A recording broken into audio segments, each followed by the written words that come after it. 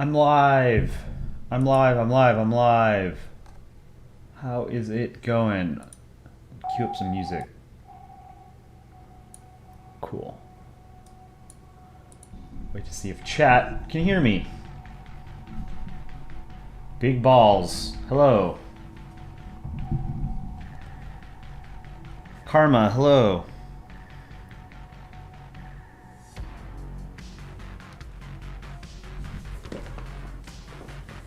M Youngblood, Godzilla, hello. Red Halo, hello. Danico, hello. What is it for today? Good question. Flawless Sock. Esfinzen, welcome. I think today I'm going to do some drawing for Polandball News Network. And then I can draw a couple of profile pictures and some other stuff. Wisconsin, welcome back. Oofman, welcome.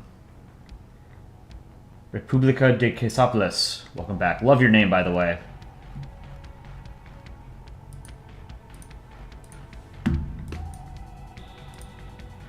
So, if you guys hadn't heard the news today, Alexei Navalny was murdered by the Russian state.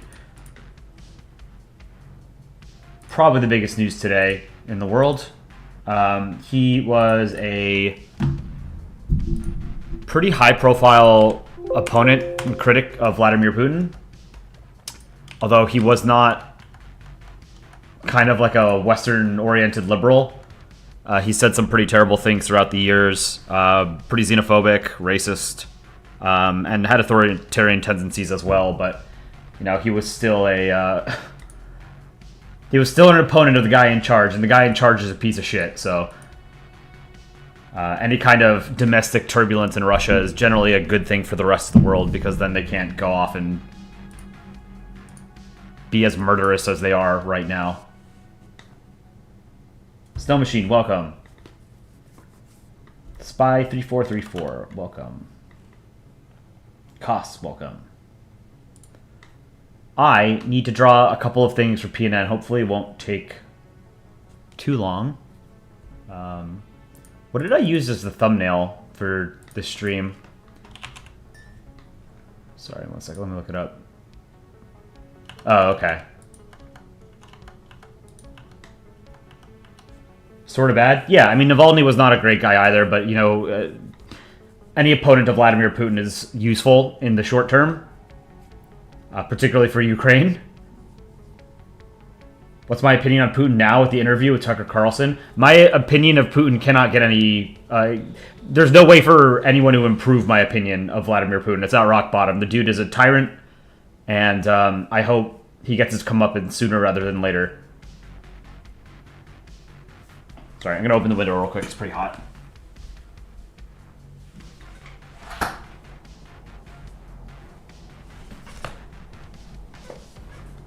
Name every single dwarf planet.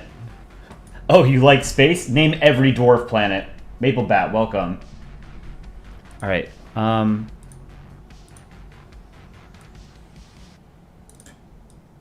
why is this like this?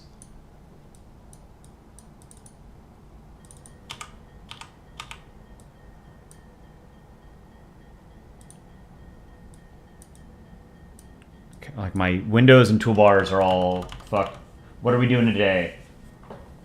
Gonna draw some PNN assets. I recorded a small piece on today's occurrence regarding Navalny, so that should make an appearance.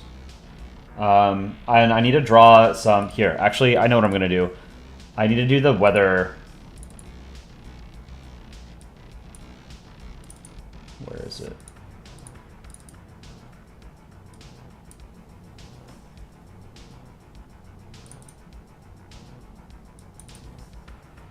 That's not right.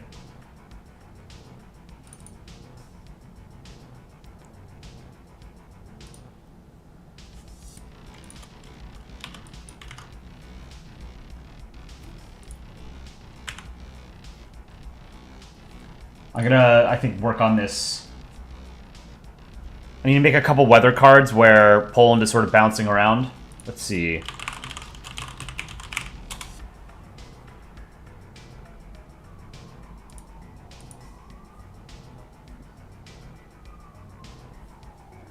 I need to do a mostly sunny card. I need to do a windy card.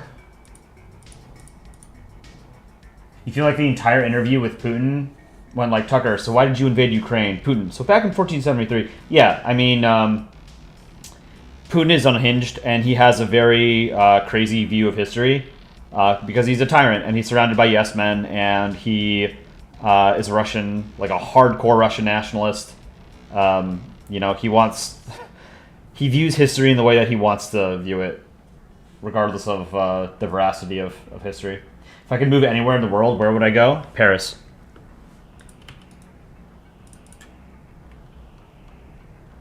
Pluto, Eris, Makemake, Haumea, Ceres, Lixion I've not heard of. Varda, Varuna, Salacia, Orcus, Gongong, Sedna, and Goblin. I haven't heard of a couple of those dwarf planets. Lixion, Varda, Varuna, Salacia I've not heard of. All the other ones I've heard of. Isn't Goblin like a new one? It's an extreme trans-Neptunian object and a sednoid in the outermost part of the solar system. First observed on October 13th, 2015. 140 meters in diameter. Wow, really? Is 140 miles large enough for it to be rounded by its own gravity? I feel like that's too small. Maybe I'm wrong. Oh, it's Ixion. Okay, not Lixion.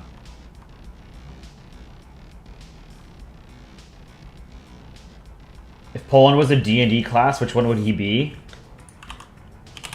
I have to look up D&D classes.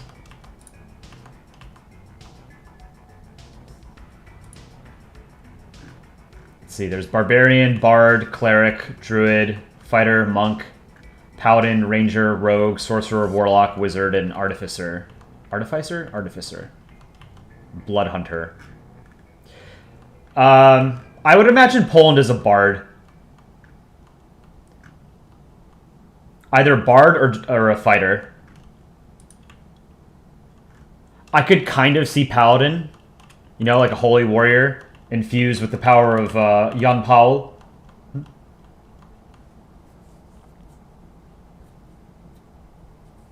No monies class. Yeah, you'd have to be a thief. All right.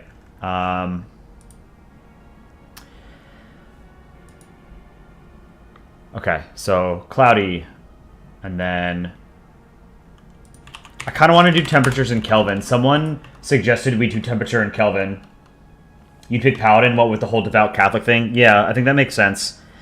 But I like the idea of Bard because Bard is like the lamest D&D class.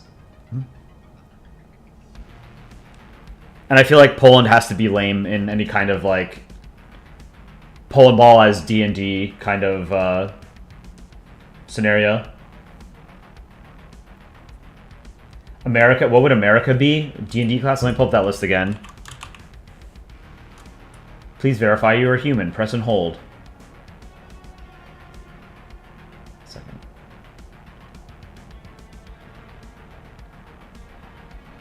Probably an artificer, right? Because don't they like engineer shit that's magic, right? Masters of invention, artificers use ingenuity and magic to unlock extraordinary capabilities and objects. Yeah, like that's... I feel like artificer. America would be an artificer, like high tech, indistinguishable from magic kind of stuff, you know? Like the flying slap chop.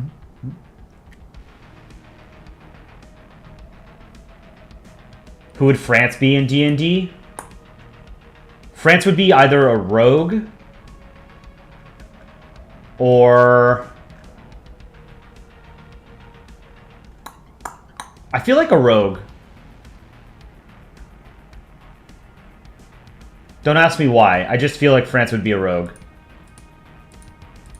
Maybe that would be a good idea to draw characters like a D&D campaign or something with countries.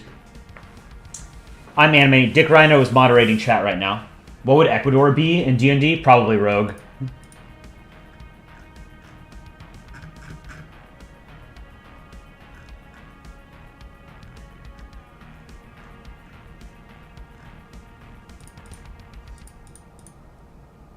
Do I prefer Mario or Luigi? Mario. Who would Brazil be? Brazil, I think, would be a monk. Martial arts. You know, like Brazilian Jiu-Jitsu. What would Denmark be? Denmark would have to be a barbarian. Like, all the Nordic countries have to be barbarians. Easily. New Zealand? New Zealand, I think, would be a ranger or a druid.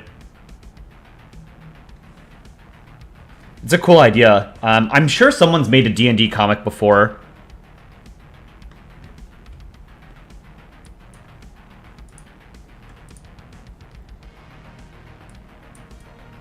Okay. So do you guys think that the weather, the temperature, should be in Kelvin? Because I don't like doing both Celsius and Fahrenheit. But we have an international audience. We have a lot of Americans who are not going to know what Celsius... Like, when I see 12 degrees Celsius, I have no idea if that's warm or cold, you know? So I'm thinking Kelvin, so that nobody knows what it is. And I think that'd be funnier. But then I have to convert all of this into Kelvin. Kelvin conversion.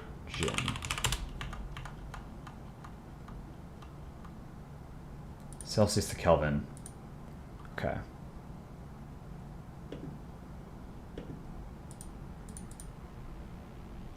$12 is sort of cold. 53 degrees Fahrenheit, 38. Yeah, 53 degrees Fahrenheit is 12 degrees Celsius.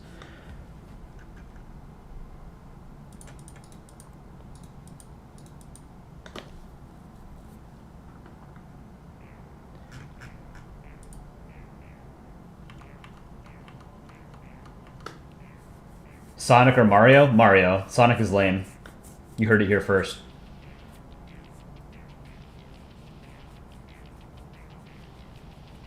I do want to finish that, the solar system portrait I did. Where is it?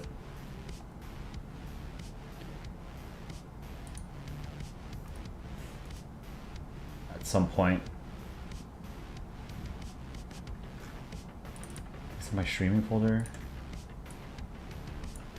This. I think this is really cool. No, this isn't even it. I drew extra stuff, remember? I put a crown on Jupiter. God, where is it? Polandball comic, I think this is it. There we go. I saved this so that I had like a clean version of the planets. This is cool. I have all the I added some of the moons, like the major moons. I have the moon. I gave Earth a straw, and he's shooting spitballs, which are satellites at Mars. The asteroid belt. And then I gave a crown of Jupiter, king of the planets. And I put the 4 Galilean moons. I have Ganymede, Io, Europa, and Callisto. And then I did Titan for Saturn. And then I should add Triton for Neptune to get all the big ones. Add Pluto or you'll cry. You're going to have to cry. Is Earth smoking a satellite? No, it's like he's shooting spitballs. What would Ukraine be in D&D? Fighter.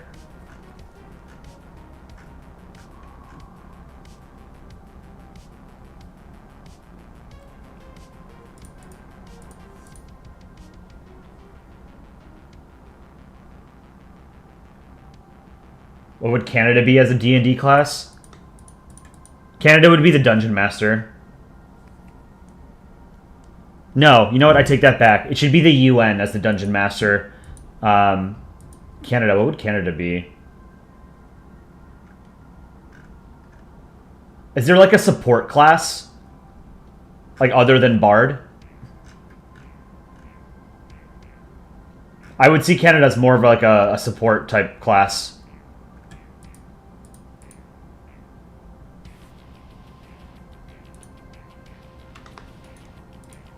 But now I want to do a D&D comic.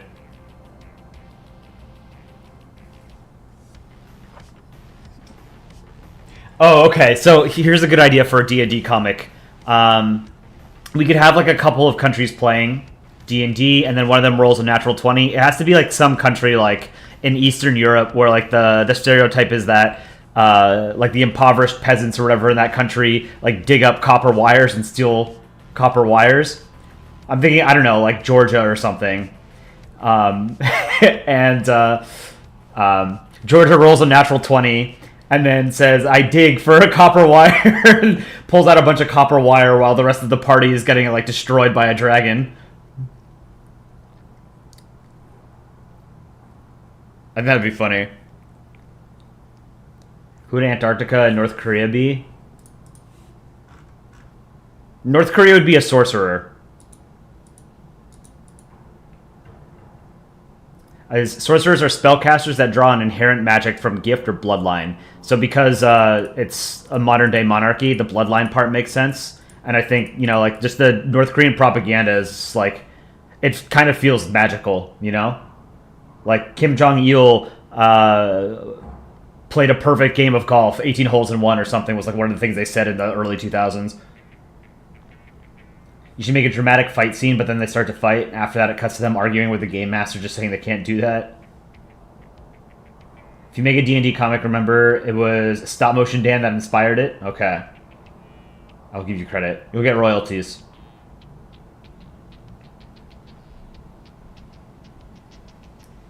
Yeah, I think rolling a natural 20 and digging up copper wire would be funny. I'm going to have to write that down so I don't forget it. I'm going to find my ideas document.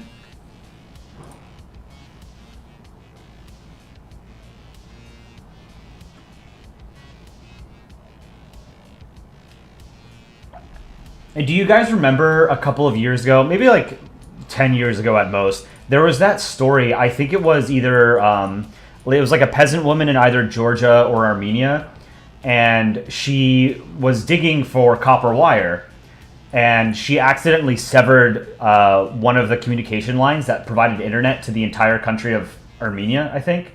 So Armenia's internet went down for a couple hours or days or something because this woman was looking for copper wire. Let me see if I can find that.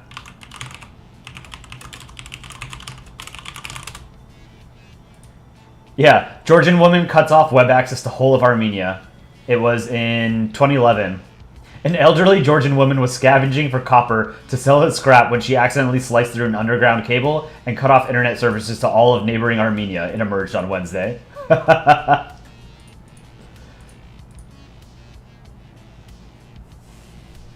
Average viewer count's above 20 now? Yeah. Pretty exciting.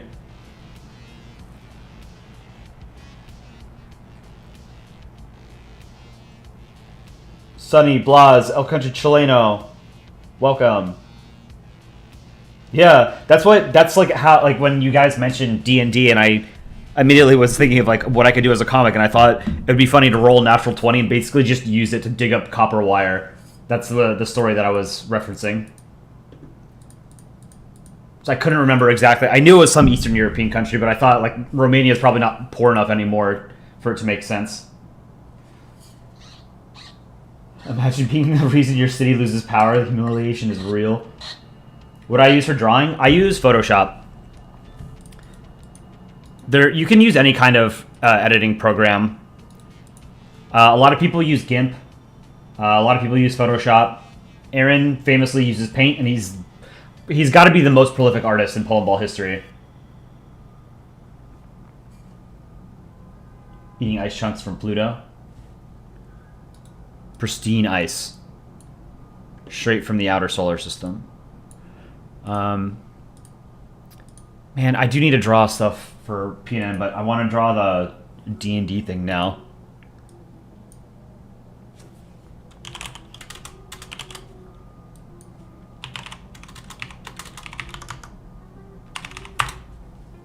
Whoops, that's the wrong canvas size.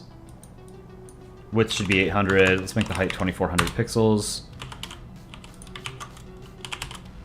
All right, so first panel could be, they're all in character, like on a road or something. We can have like 3 or 4 characters.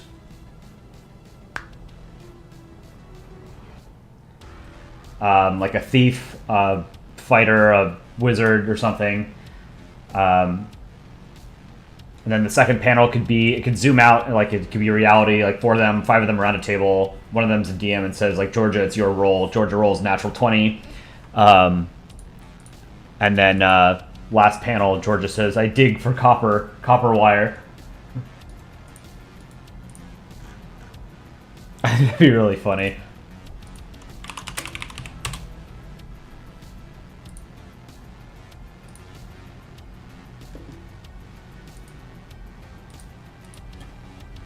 Oh, I also wanted to show you guys the comic that I was working on during the last stream. I ended up drawing the rest of it later that night off stream because I didn't want to ruin the punchline, but it was my contest entry for February, and I posted it in the subreddit a couple days ago. So here's the final product.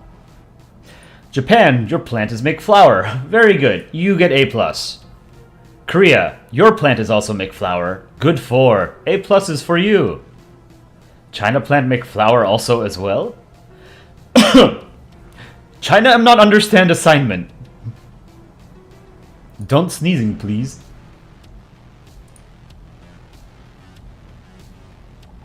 I thought this was good. I liked it.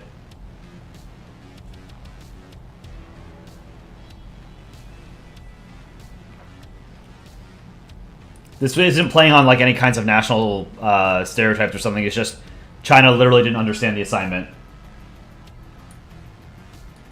Instead of making a plant that flowers, he made a plant that flowers. A plant that makes flour. This comic isn't a reference to anything. It's just that I thought it would be funnier if like China just misunderstands the assignment, takes it more literally, to make a plant that produces flour. And just that, you know, China is an industrial powerhouse, right? It's not supposed to be like... I think in the comment section of some people were confused and thought that I was making a joke about China being like a heavy polluter. That wasn't the joke at all. It was just didn't understand the assignment and made a plant to produce flour. One second.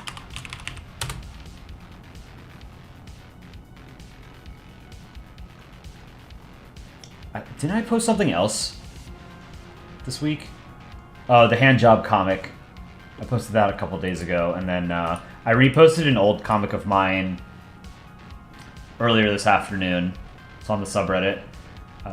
International Trade in the 16th Century. It's not historically accurate, but it was a funny joke.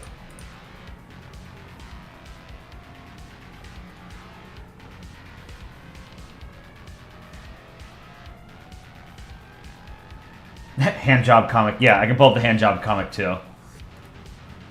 Where is it?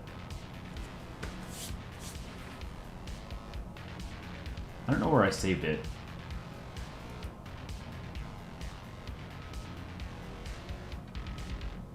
I have a great idea for an Estonia Nordic comic too that I started about 10 years ago and I never finished because the background is super detailed. I do want to finish that, but I don't want to do it on stream because I think it's, of the ideas that I have written down, I think it's the best one that I have.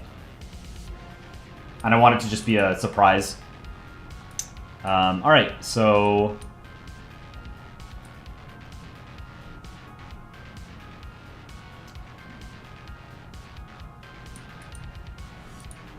Where's the hand job comic? Here it is. This is the hand job comic. South Korea. Presses the button. Sweden gives him a hand job. North Korea. Presses the button. Sweden gives him a hand job. Denmark. Presses the button. And Sweden doesn't want to play Legos with him.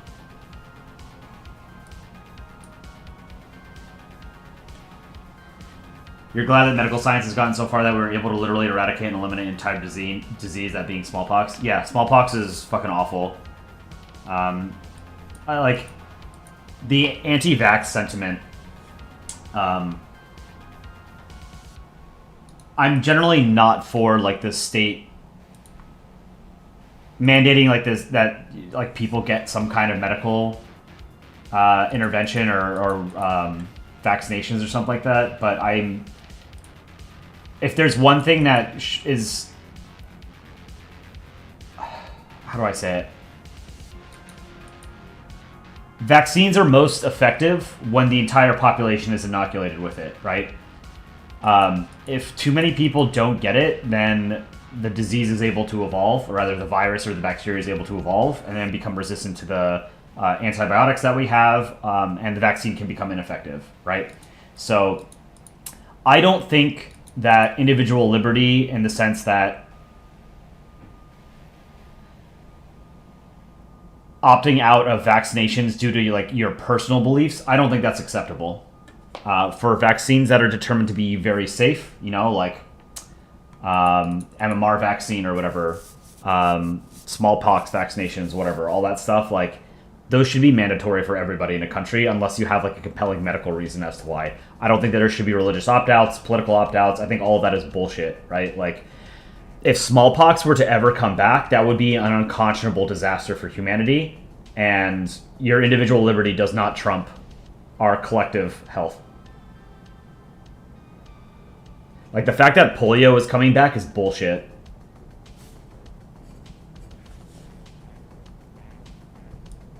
So I like this comic. I posted this a little bit earlier. This was an old comic, the Spanish one. I made this in 2014, 2015, something like that. This was fun to draw, like the Mayan headdress. Incan headdress? I don't remember if it's supposed to be Mayan or Incan. I think the Incans were the civilization that were around, right? When the Europeans started conquering the Americas. The Mayans collapsed several centuries earlier, I think, right? Like around 1000 AD or something like that. What do you think of Trump threatening to leave NATO and France potentially becoming the main defender of Europe? I don't think Trump will be reelected, but nevertheless, his rhetoric is damaging. If the U.S. were ever leave, NATO would fall apart. NATO serves no purpose if the United States isn't a part of it. Its power is underwritten by American power. And that's precisely because the U.S. is overwhelmingly more powerful than any other member state. France, the United Kingdom, Germany, Turkey are all too comparable in military capabilities that none of them is a natural sort of leader that the others would show deference toward. And that's one of the problems with the European Union as it exists now, is that because it's a largely intergovernmental organization, there is no one member that generally can sort of steer the conversation. Even Germany doesn't have that capacity. France potentially becoming the main defender of Europe is not going to happen unless... I mean, it's not going to happen. Too many of like the defense proposals and things that the French government has put out there in various times, various administrations over the past couple of decades have sort of been to serve French interests more than European interests. And while something like NATO does serve American interests, it also serves European interests. Because a state like Estonia cannot protect itself against Russia. It needs a more powerful ally to do so. And France is not overwhelmingly powerful in the way that the United States is. It's not as powerful a deterrent. Yeah, if the U.S. left NATO, NATO would be pointless. Correct. NATO is a collectively reinforcing. It's a collectively beneficial organization for all of its members, right? The smaller states get protection from the bigger states, right? They get the security guarantee and the nuclear umbrella from the United States, and to a lesser extent, France and the United Kingdom. And then it also gives the United States leverage over European states. On Reddit, am I Coli2? Yes, that's me. Trump was fined $360 million by a court, and he wants to appeal. He has to put that money up front. He does not have that kind of money. He's been banned from doing business in New York, and his business empire may be dismantled to pay this fine. He's going to try and bleed the GOP dry of all his money to pay his legal bills. They will literally be bankrupt come election time. Yeah, I've said this before, but the media puts profit above journalistic integrity. Every for-profit media enterprise, their goal is to make money, not to report the truth. That goes for Fox News, the New York Times, The Guardian, Le Monde. They're all there to make money first. The way that they make money is by having people click on their headlines and watch their TV shows, right? So they are going to stir up drama. In the United States, they make sure that every single electoral race is a horse race. They present it as a horse race, regardless of the underlying truth of that race. So there's less money to be made if you talk about how Trump doesn't have a shot, you know? You feel like if the US left NATO, then the UK could try and hold it together? No, 100% disagree. The UK is not, again, it's not exceedingly more powerful than any of the member states, right? So like you see this in the EU and NATO all the time, or not NATO, you see this in the EU all the time because France wants to expand EU competences in foreign policy and security policy.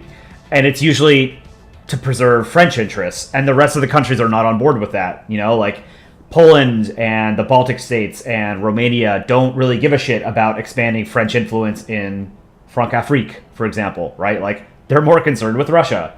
France is less concerned with Russia than they are with maintaining their informal empire in, French Africa, right? Same thing with Britain.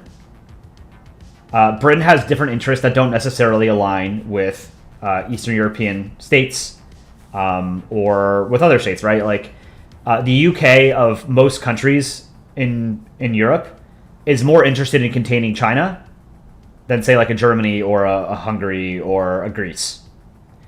Because the UK's primary partner internationally is the United States, and the United States is interested in containing China, right? What would Canada do if the US left NATO? Canada doesn't have to do anything. Canada is the ultimate free rider. They don't have to do a single goddamn thing to protect their own borders. No one is capable of invading Canada in the first place because you have to cross an ocean to get to any of their population centers, right? But more importantly, Canada is allied with the United States, and the United States isn't going to let any kind of foreign power encroach on Canada. So they could, do whatever they want. They can be the ultimate free rider in NATO. All right, you guys got me distracted. I need to draw.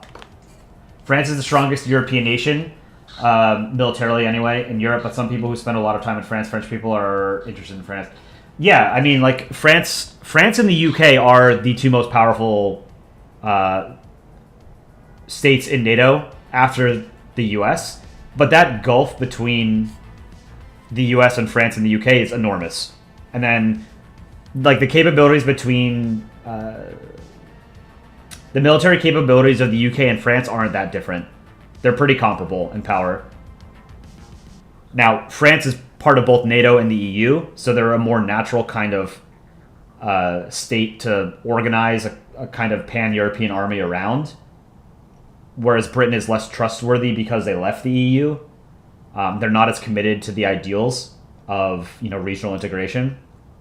So, but yeah, I mean, like, the US leaves NATO, the entire organization is bunk, and Europe has to federalize and have a European army, but that's not going to happen before some kind of crisis, like Russia invading a Baltic state. What's happening today? I was supposed to draw, but you guys keep asking really cool questions about foreign policy and international relations, and I like talking about that shit. So you're distracting me, and I like it. I don't know if you guys like listening to me rant, but I like ranting. If NATO expanded into Asia, which Asian countries would be likely to join? I don't think NATO is going to expand into Asia. The North Atlantic Treaty actually forbids certain states from joining, and the Article 5 and Article 4 of the NATO Treaty, which are the consultation and self-defense clauses, don't apply to certain European territories, like French Guiana. Because the U.S. was not interested in fighting wars to protect European colonies. when NATO was formed. So it really only applies to Europe proper and the United States and Canada. But that being said, it would be most likely Japan, Philippines, South Korea, United States, Australia. But getting South Korea and Japan to agree to mutual defense would be a diplomatic feat for sure. Okay, let's draw some more Polands.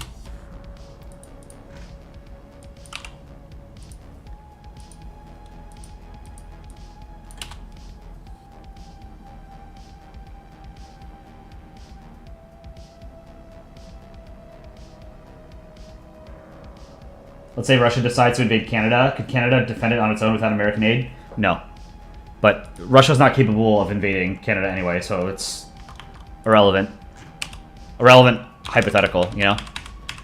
Invading the North American continent... There are no powers that are capable of invading the North American continent. It's too geographically isolated from the powers that could conceivably do it, right? It's... Russia and China are the only countries that could conceivably do it, but they don't have the capacity to project power across oceans like that. You know, like, just because Canada and Russia share borders in the Arctic, that doesn't mean that that's, you know, how you could... Like, you can't invade Canada through the Arctic. Like, you know, Napoleon's army got destroyed invading Russia during the winter, and basically they... succumb to the elements, right? Like, the Russians just kept pulling back and let the winter sort of just destroy their logistics. That's all Canada would have to do if Russia ever invaded over the Arctic, you know? It's called strategic depth. Big countries will fall back to more defensible positions and let their enemy extend their supply lines to the point that they become unviable. Right? That's exactly how Russia defeated Napoleon.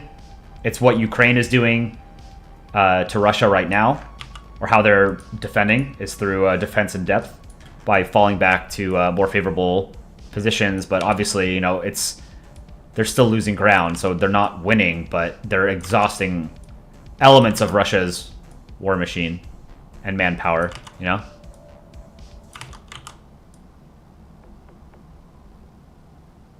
But I don't know if you guys have been following the news about Avdiivka, but Avdiivka is one of the cities in eastern Ukraine that has been on the front lines since 2014.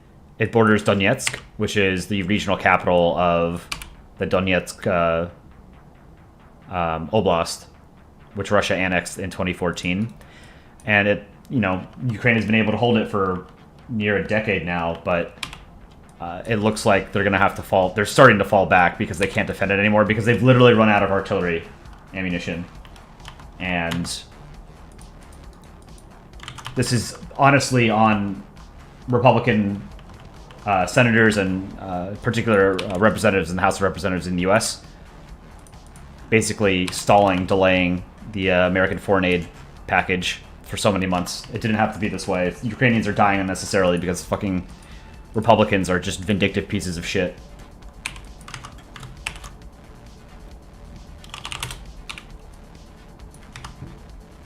Let's see, what did I do for the eyes here? Looks like I used 10 point for the eyes.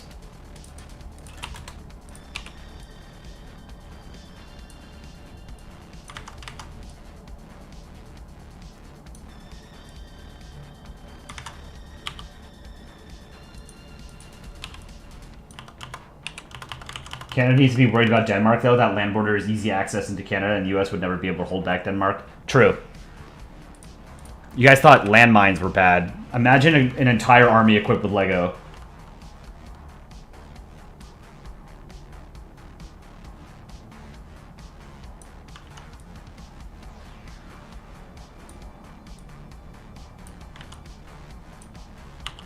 I don't like this eye on the left.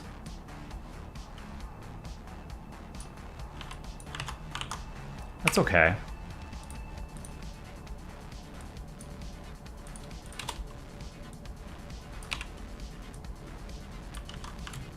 Just line behind Poland. Let's see, did I curve that line? Not really. go down to like 3 pixel.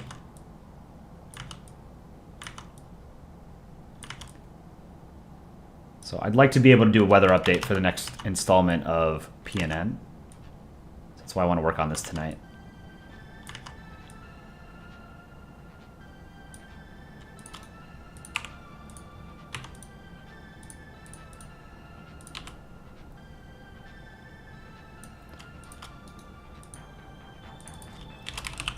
Poland 2, okay. And put them up here. Let's copy this plunger, and then let's flip it horizontally and then vertically. So we plunger 2.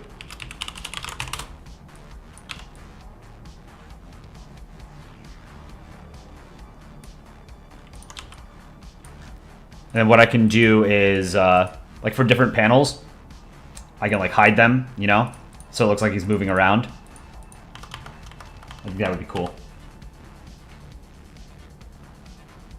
Did I watch the interview with Putin? I didn't watch it. I've said this before, but I don't like watching politics because it's useless. It's all theater. Everything, like when you see politicians talking on TV or, you know, like either to each other, like in Parliament or Congress or something like that, or giving an interview, there's nothing to be learned from those because it's all for public. Everything that is meant for public consumption is theater. And that's the thing that I hate most about politics. Actual politics happens behind closed doors between, you know, actual government officials and their staff when they're negotiating with each other, or with activists or lobbyists or whatever. That's where actual politics happens, the substance. Everything that you see on TV, including interviews like Putin's interview with Tucker Carlson, it's all literally just theater. It's meant to push some kind of angle. It's propaganda in its literal sense. There's nothing to be learned from that. You know, like we know that Putin is insane and that he has this weird warped view of history and that he's going to use Tucker Carlson as a useful idiot to peddle his kind of his narrative that Ukraine's not a real state, they're not a real people, and that it's all rightfully Russia, and that Republicans should support, you know, Russia's imperialist goals. Love politics, hate politicians. True. Politics itself is interesting. Politicians themselves are not. Politics as a larger system of sort of movements of countries and societies, that stuff is interesting.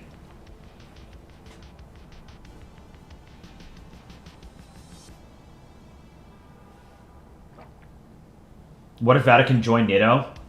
Think of the Catholic Church in NATO. George W. Bush took a lot of heat for calling the Iraq War a crusade back in the early 2000s, 2003, 2004.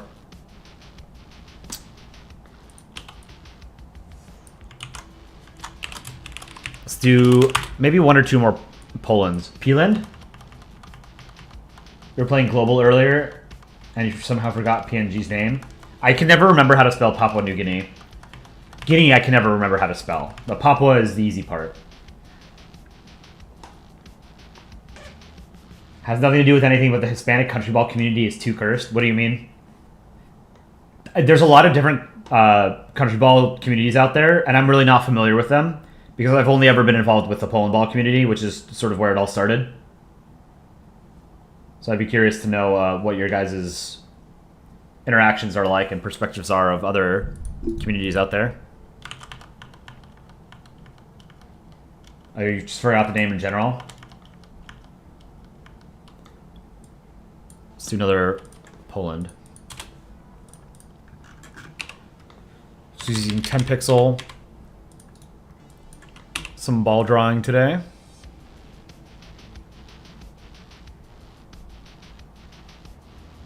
Did you guys take a look at all the contest entries on the Polandball subreddit? If you click on the contest flare on one of the contest comics, it'll sort it so that you see all the contest comics. There are a lot of really cool ones.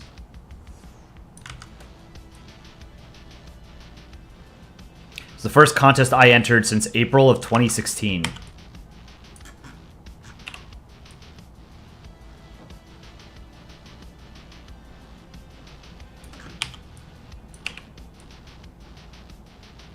Like, it's crazy how much more involved I've been in Polandball the past 8 months or so. Whereas the previous 8 years, I wasn't really doing anything. What's my opinion on Country Humans? I'm not a fan of Country Humans, but I've said before, like, I'm not the art police. Like, if people like it, that's fine. You know, art is entirely subjective, so people are allowed to like what they like and hate what they hate. So I understand, like, the appeal, but it's not for me, and I wouldn't necessarily make Country Ball content myself. I like Polandball. And I'll be honest, like, it does irk me that Country Ball has become, like, the go-to term to describe Polandball.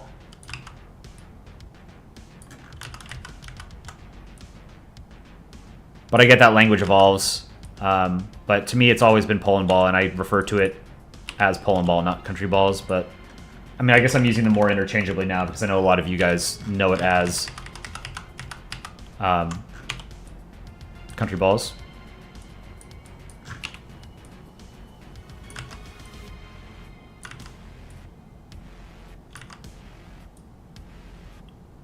This ball did not turn out how I wanted it.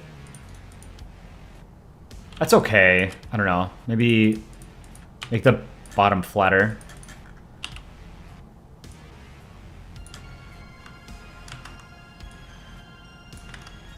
I think I might order a pizza tonight.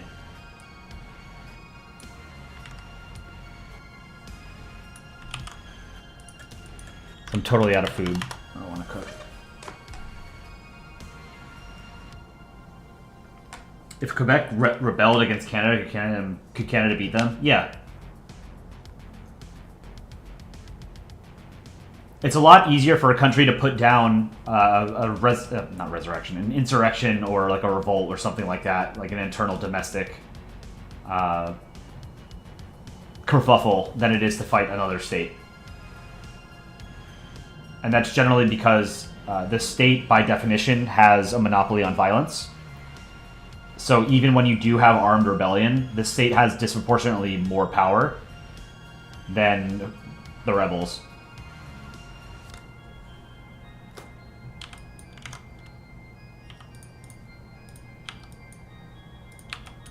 What are these eyes? Did I draw eyes somewhere else? No, okay.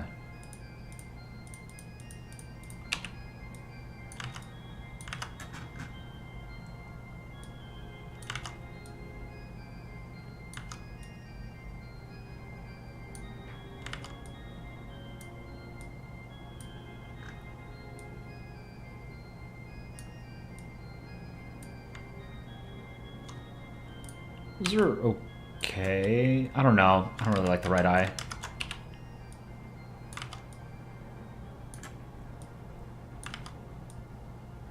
That's better. Maybe.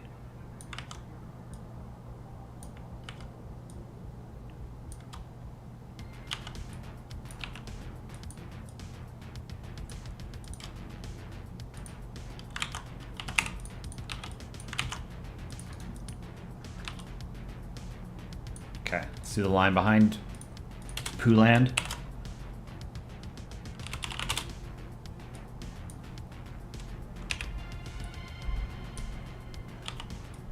Clean up the sides.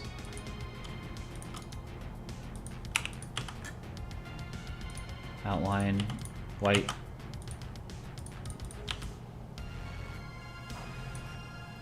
All right.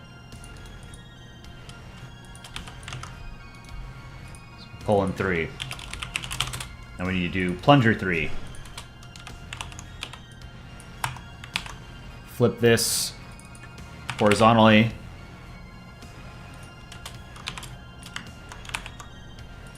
Oh, I did it by, okay. Minus 100. Plunger 3.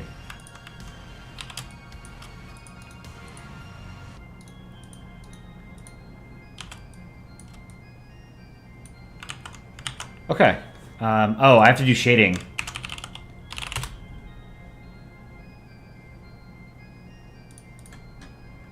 Okay, how did I do it on the first Poland? On the left side. Okay. What's this song? Angel Dust.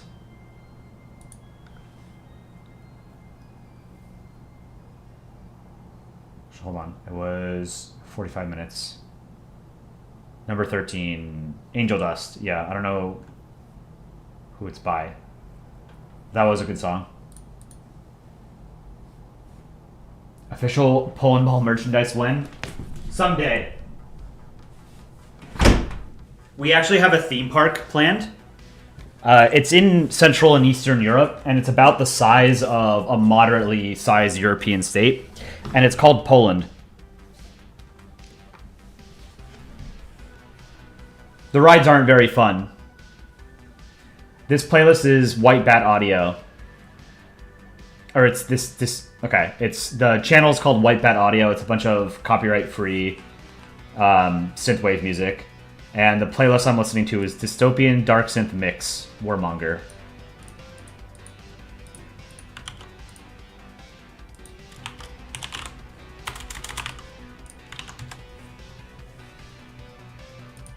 I just pinged you, Dick Rhino.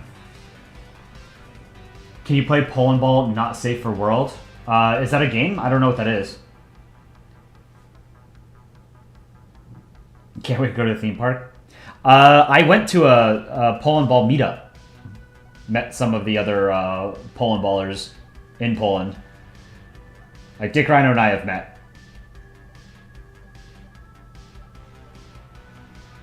If you like the last song in the background, you might like Crossed by Justice. Very fun and amazing electronic dance album. I love Justice. Yeah, that's a good song. It's a game.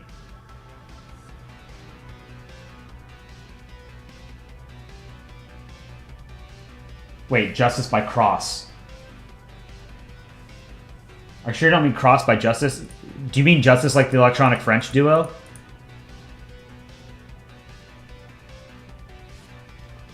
Who would win, Canada or Mexico without outside support? Who are they fighting? Are they fighting each other? How? Where are they fighting? Because they're not fighting in the US. If they're fighting like a naval battle, I think they both lose. I think their ships just crash to the coast or like rocks and sink before they even leave port.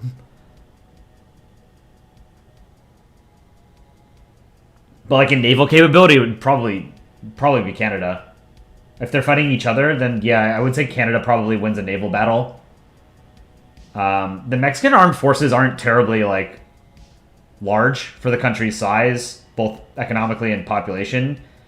Canada definitely punches under its weight, but I think just like the technological capacity and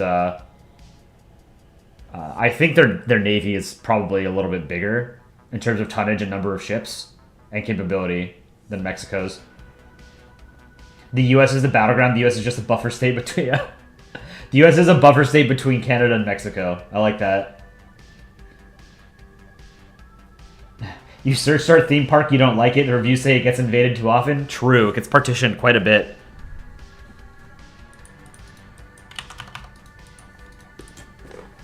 Let's see, do I... Oh, right, I had to do shading. Okay.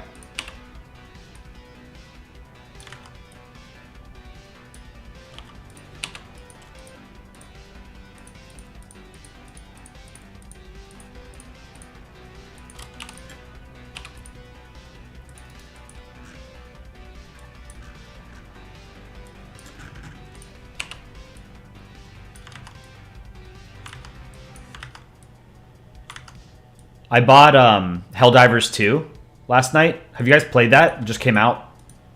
I played like an hour earlier today. I want to play some more tonight. It was really fun. It seems like it's got a lot of potential.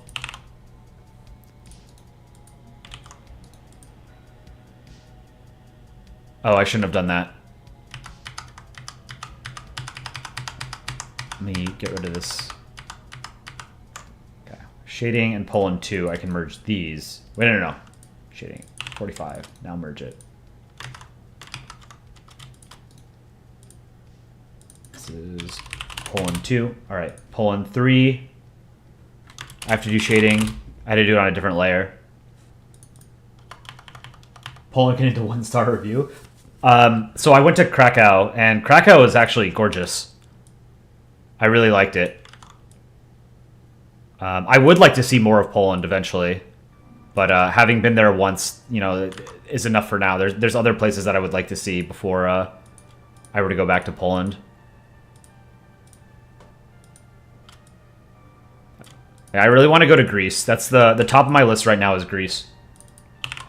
I went once. My parents brought me when I was a child, when I was like 6 months old or a year old. So that doesn't really count.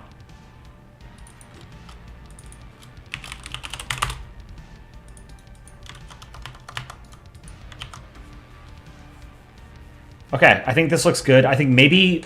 Should I do one more on the right? Where he's pointing up and to the left?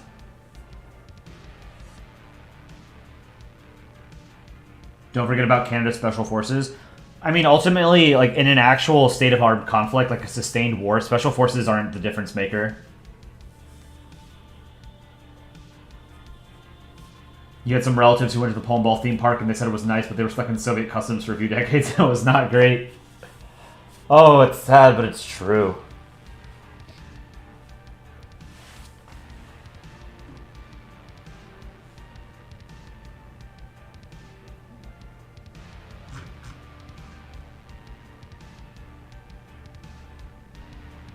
Are they pointing at Wednesday or Thursday? So I can move them. What I was doing is, you know, because...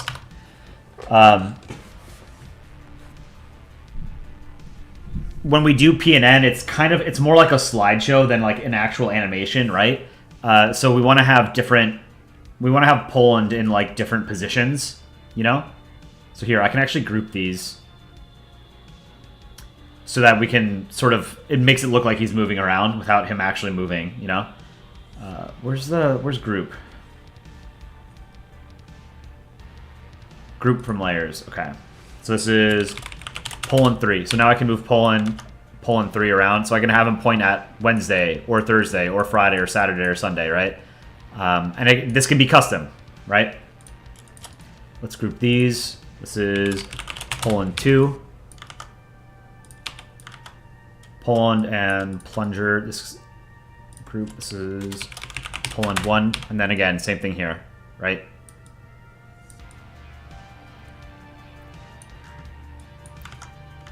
And then, so for temperature, so this is supposed to be the high and low in both Fahrenheit and Celsius, but I think it's way too busy.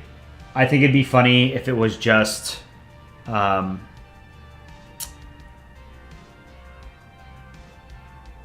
Kelvin or something. Where's the light coming from? That's a great question. Physics in Polandball doesn't have to make sense. But you are right, or that you did point this out, that Poland 2, the shadow is on the wrong side. So let me fix that.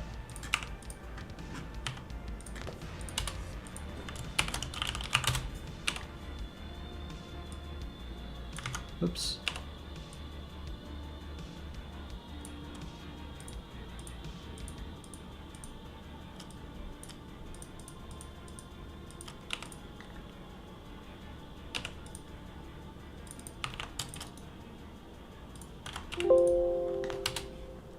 Whoops. What is going on? Okay. There we go.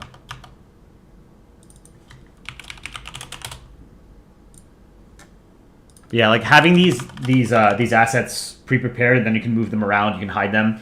It makes it a lot easier to make like an actual frame for Polandball news. We know that the Polandball headquarters is located somewhere cold because of the temperatures.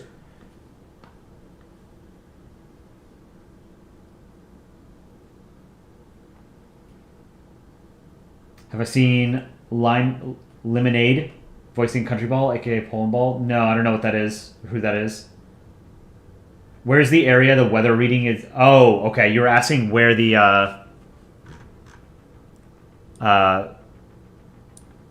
what place on Earth this weather is for. That's a secret. That's going to be for... You're going to have to watch the actual videos to see where the weather is from. So I think this is good. I can hide these, and then I can just produce... here, you know what? I'm going to do...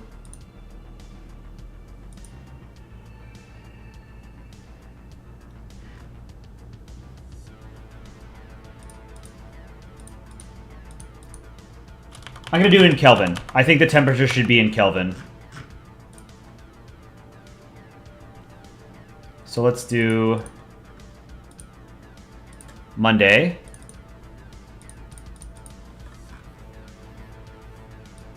Let me see.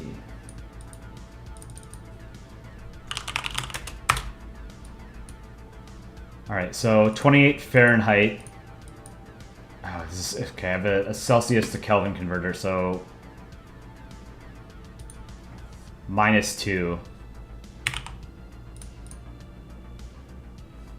271.15 K.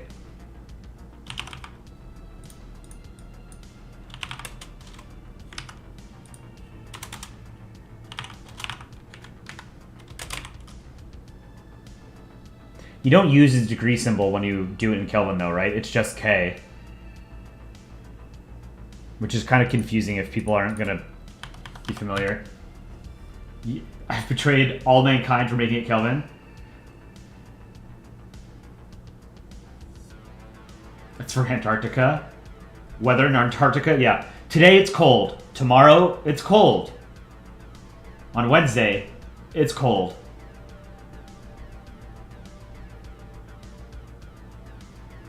That would be funny. Just every week, just only do Antarctica. Using Fahrenheit would madden some people, and C would madden others, but with K, nobody's happy. True compromise. Exactly. That's what I was thinking. So, all right. So we don't even use the degree symbol. So, let's see. We've got a high of 271 Kelvin, and then let's do -7 Celsius is 266 Kelvin.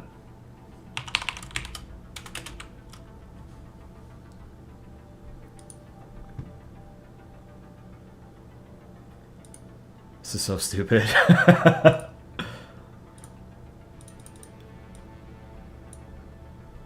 All right, Tuesday is... Oh, you know what? I wasn't even looking at... Man.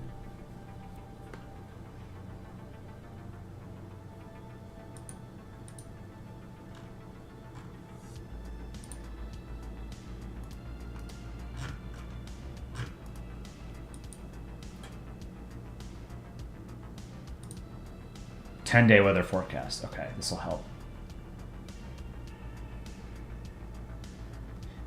So I need to do Monday the 19th through Sunday the 25th.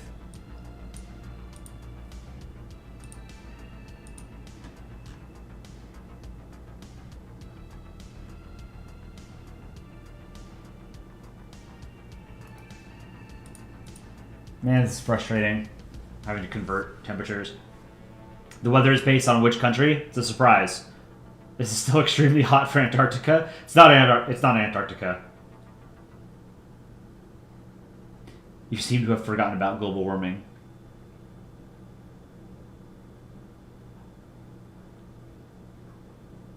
You think it adds to the absurdism because nobody in their right mind knows Kelvin and how it works? True.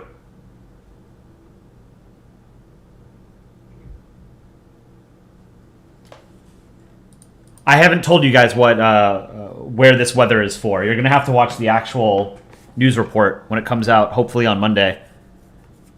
I'm just making the assets right now.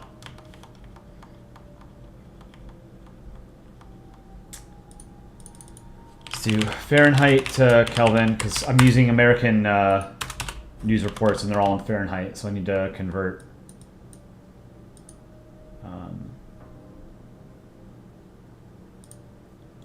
You know, it might be funnier if I just made the news up, you know?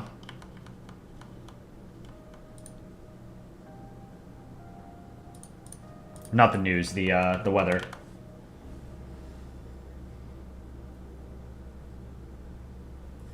Celsius is Celsius plus 2, or Kelvin is Celsius plus 273.15 to get to K. Maybe it's easier than writing down all the numbers in the converter. Okay, that helps. Canada's population clings to the USA like a parasite. America could take us so fast. True. Welcome, Aaron. Everybody in chat, say hello to Aaron. Aaron C14, the most prolific comic artist in Polandball history. And head anchor for Polandball News Network.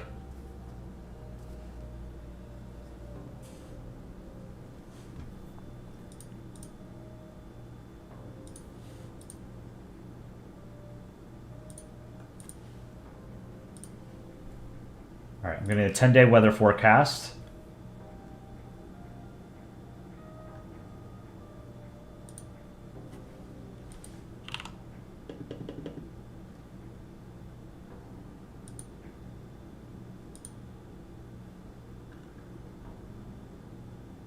Monday, 42 Fahrenheit, 278 Kelvin. Okay, let's go back to Monday temperature. 278 Kelvin, and it's got a low of 27. 270 Kelvin.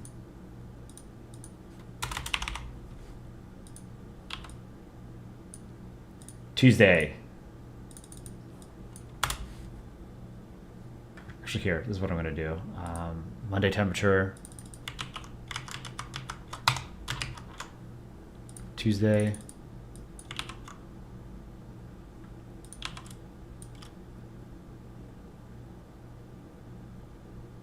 Maybe I should just do the high instead of the low. Make it simpler. Because it's not actual news, you know? We're doing the weather in Narnia? Yeah. Is Aaron the guy with the moldy the moldy Neapolitan ice cream profile? Yes. Is Halifax colder than Toronto? I have no idea. My image of Canada is just like a frozen wasteland. And all the people there are snowmen. And snowwomen.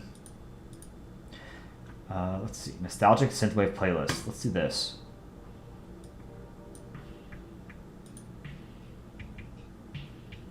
Should label how many times Poland has to plunge toilet depending on temperatures. I have a... actually, no. Never mind. Socialist Mango Tree, welcome. You're going to sleep. Goodbye. Hello and goodbye.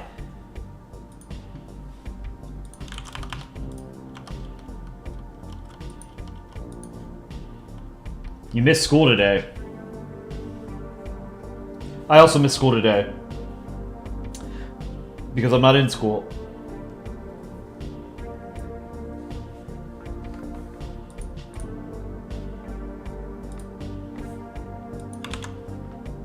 I should make... Okay, I have to make these... Maybe like 8-point font. So that they don't just run into each other.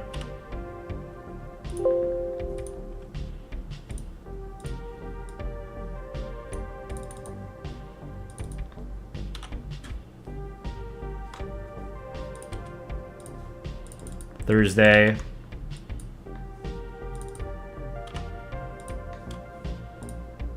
Friday.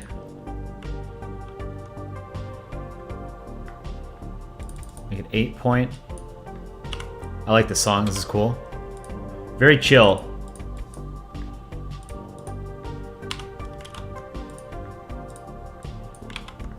No. What happened?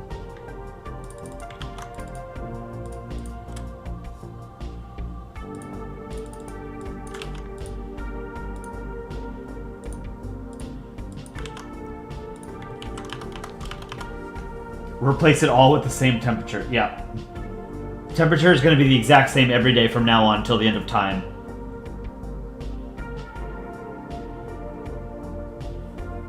Can you play this super unknown song by an unknown artist? It's called Shape of You. Comes on stream, tells us he's going to bed, refuses to elaborate, leaves.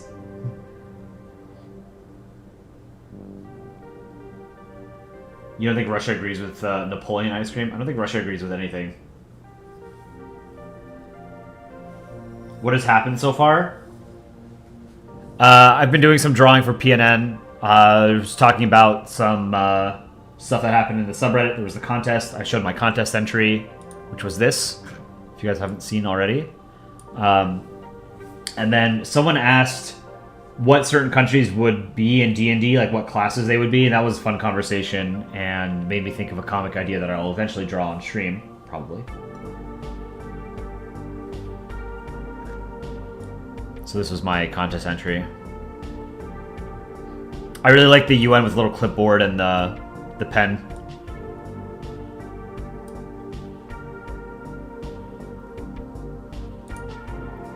D&D comic at some point.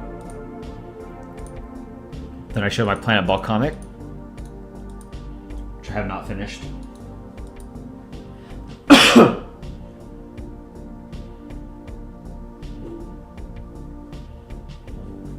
I really like this. It's just like a fun art piece, you know? The sun looks fucking badass. See, like sunglasses, they look good on, they make everything look cool. No one looks bad in sunglasses. You thought it was Napoleon ice cream, not Neapolitan? Well, today you learned. So I drew some extra assets for, oh, the eyes on this one are a lot bigger, the top right and the other two. Whatever, doesn't matter. Okay, so Tuesday it's 50 and 36. So 283 and 275.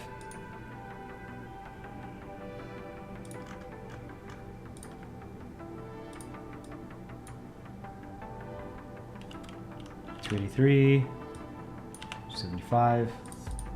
Wednesday is 49 and 35. So 282. It's basically the same.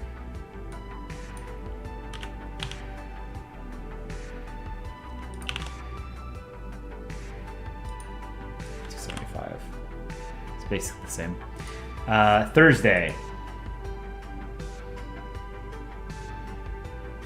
45 and 25. So 280. Without context, I'm just saying numbers. 269. 69. Friday. 32 and 21.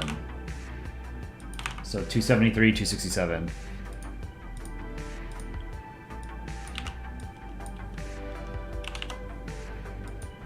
Saturday, 37.27.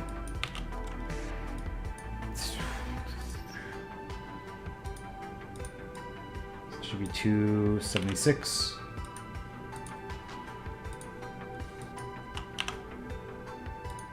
And 270. Okay, that's good. And then Friday, or sorry, Sunday is 44 and 29. So 280.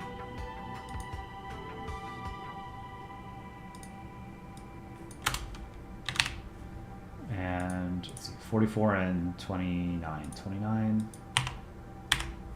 271.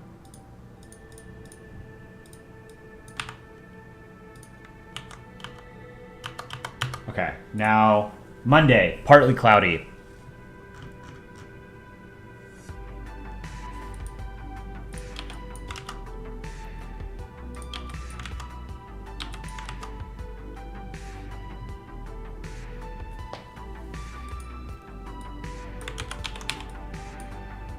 And make new layers so I can reuse these assets.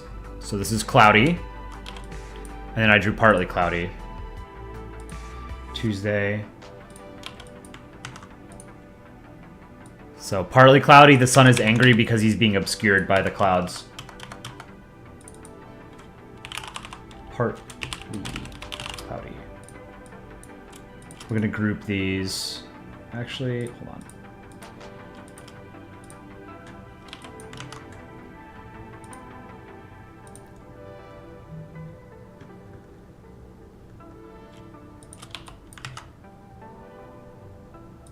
Sunday, Saturday, Friday, Thursday, Wednesday, Tuesday, and Monday. I'm going to merge those layers.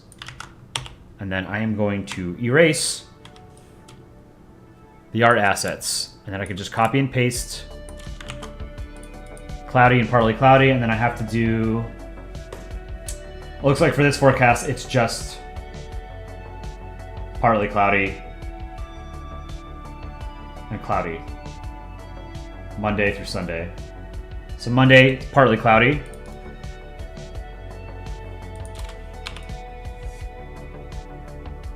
Tuesday is partly cloudy. Wednesday is cloudy.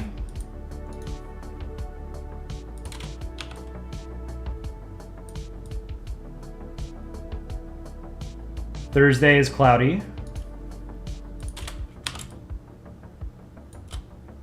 Friday is partly cloudy. Friday's partly cloudy. Yeah, okay. And then Saturday is mostly cloudy, so I have to think of mostly cloudy.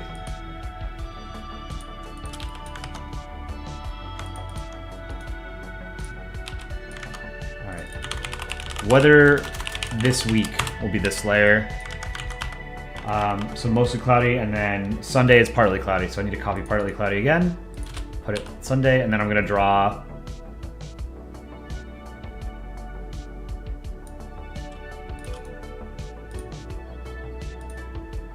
see, I'm going to group these layers.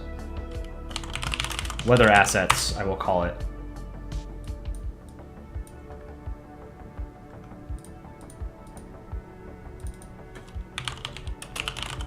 Okay, this is day names. All the Poland weather assets.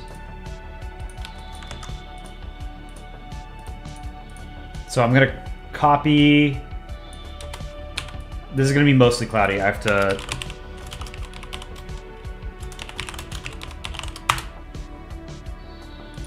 make more clouds.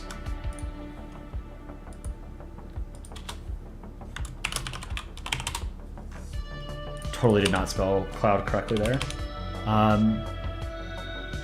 Looks like 3 pixel.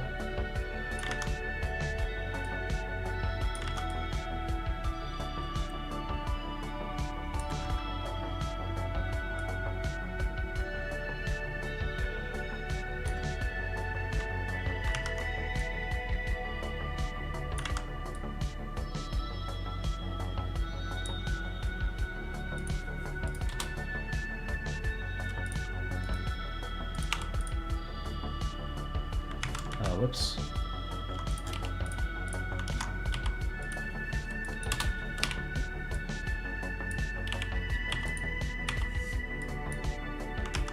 No, that's not what I wanted to do. Okay, I have to just...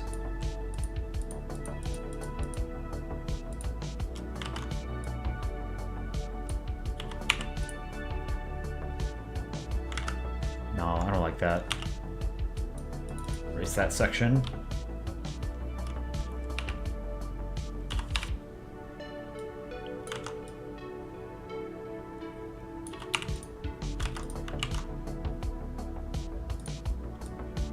Pull this down a little bit.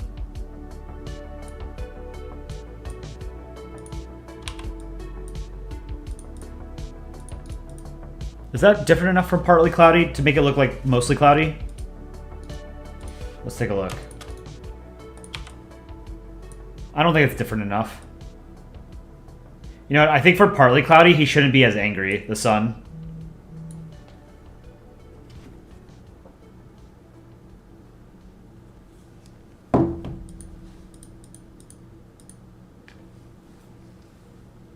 Favorite African country, Morocco.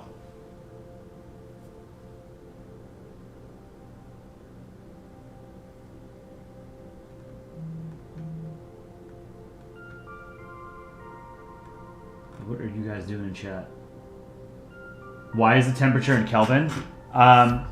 So our viewers are heavily American and international, and if we did it in either Fahrenheit or Celsius, well, if I did it in both Celsius and Fahrenheit, it would take up too much space on the screen. There were too many numbers and it looked bad.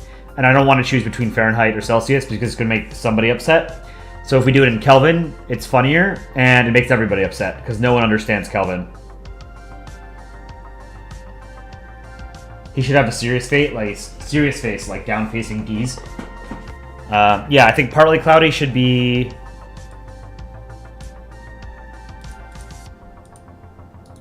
Partly cloudy, I want to, yeah. Let's make him less upset. Less angry.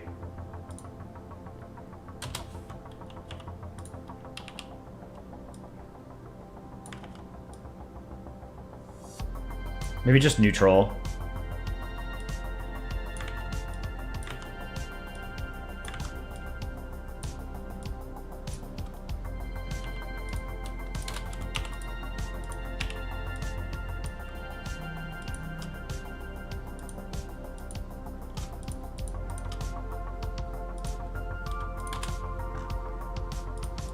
It's a quick and dirty fix, actually.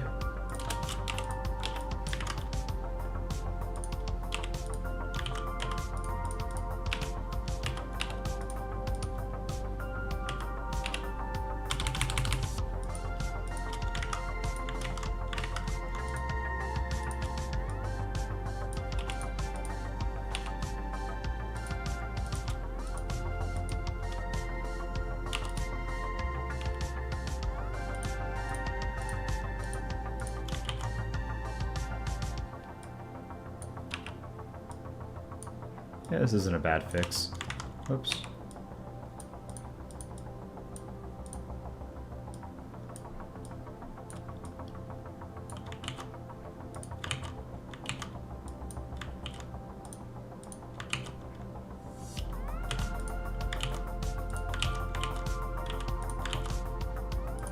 Let's see. Yeah, that looks way better for partly cloudy. And then mostly cloudy, I think, maybe just bigger clouds instead of more clouds.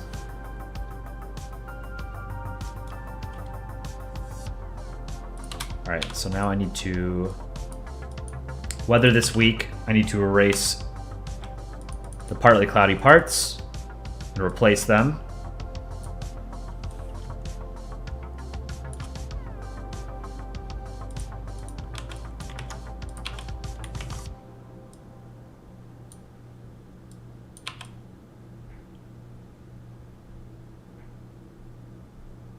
Okay.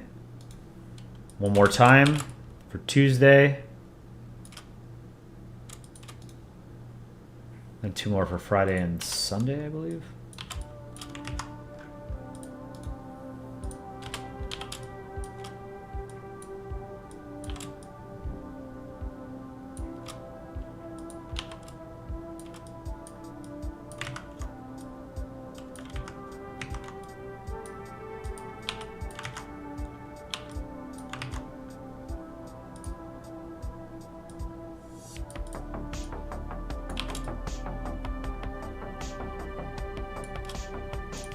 Friday.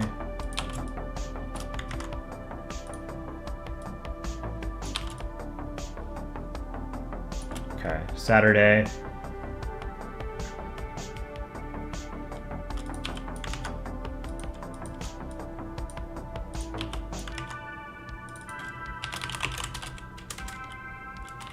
Mostly cloudy.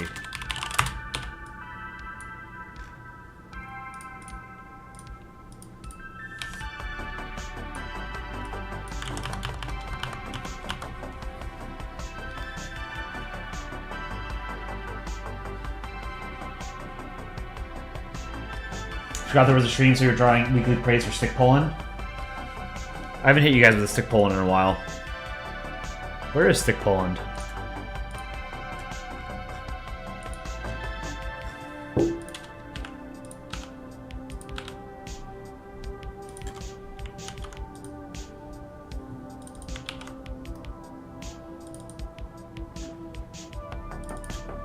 got Stick Poland and Country Countries. So this is USA, USA. You took a... Can we guess what state you live in quiz because you're bored with nothing else to do and they were wrong?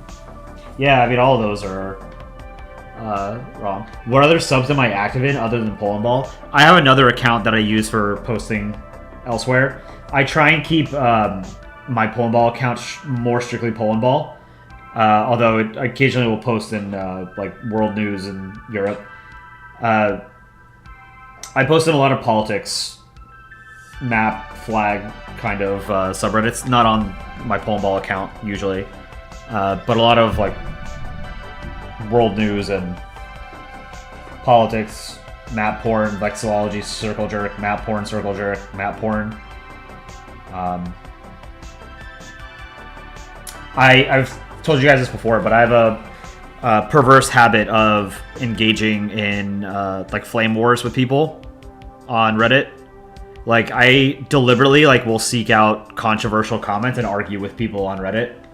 It's a waste of my time. I get it, but I don't like engaging with people on Reddit if I already agree with them, you know, because like there's no conversation to be had. Like if the comment is like Vladimir Putin is a bad person, like how do you respond to that? Like, yeah, I agree. Like, there's no conversation to be had, right? So I look for the comments that are like, actually, I think Vladimir Putin's kind of good, and then I just like shit on them because they're stupid, you know?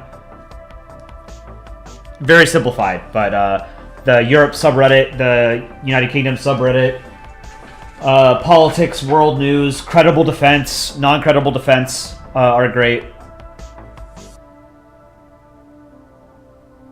Don't be afraid by the names of some of those subreddits. Yeah, so there's a whole suitable for work porn network.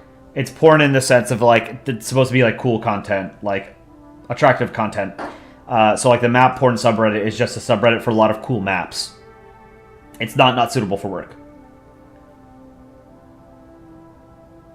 Warship porn is cool. Warplane porn is cool. Space porn are both good. Sci-fi, television, movies, all of those subreddits I like engaging in.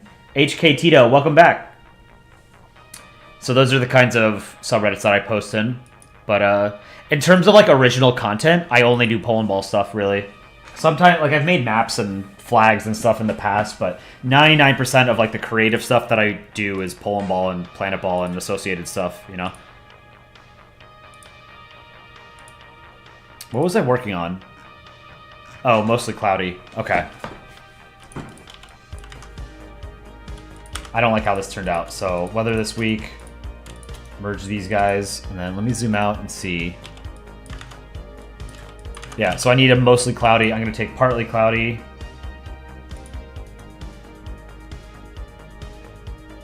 Actually, hold on.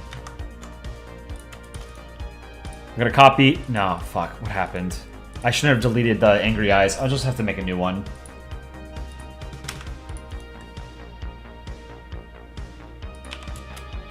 So this will be mostly cloudy. To make him angry again.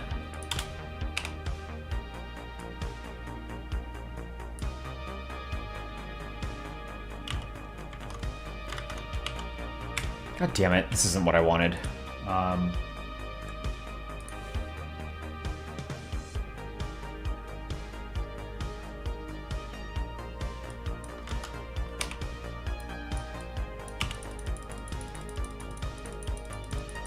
Fill in with yellow. I don't have to fix all this shit. God damn it, dude.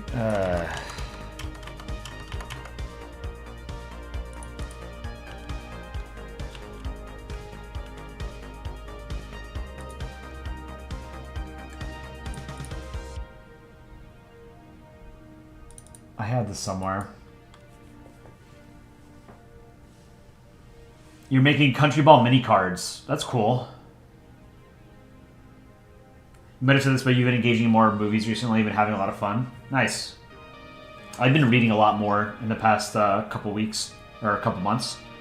I have a lot more free time than I used to, about starting like last January, or not last January, early January.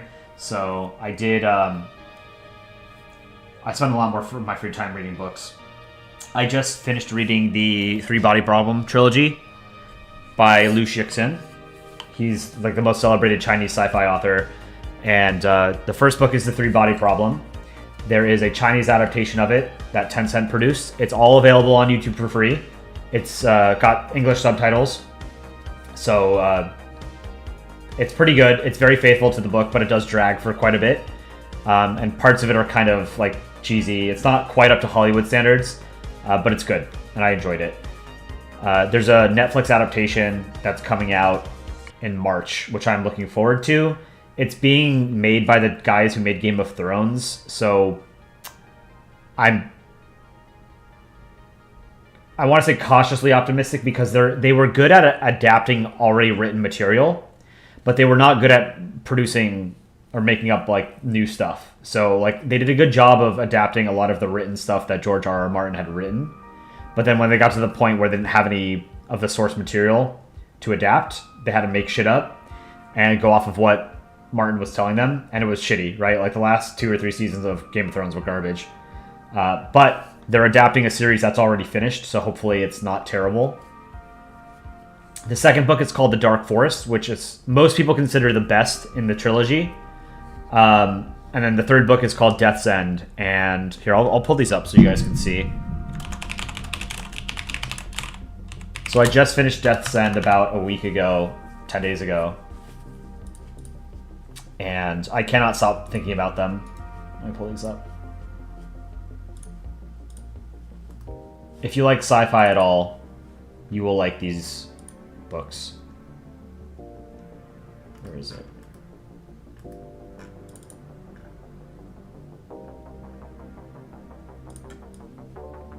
So these are the three books. The third one is Death's End. I'm undecided as to whether or not I like the second or the third book better. The character development in these books is not great, but these books are hard carried by the concepts and ideas that he puts into them. Each one gets progressively larger in scale.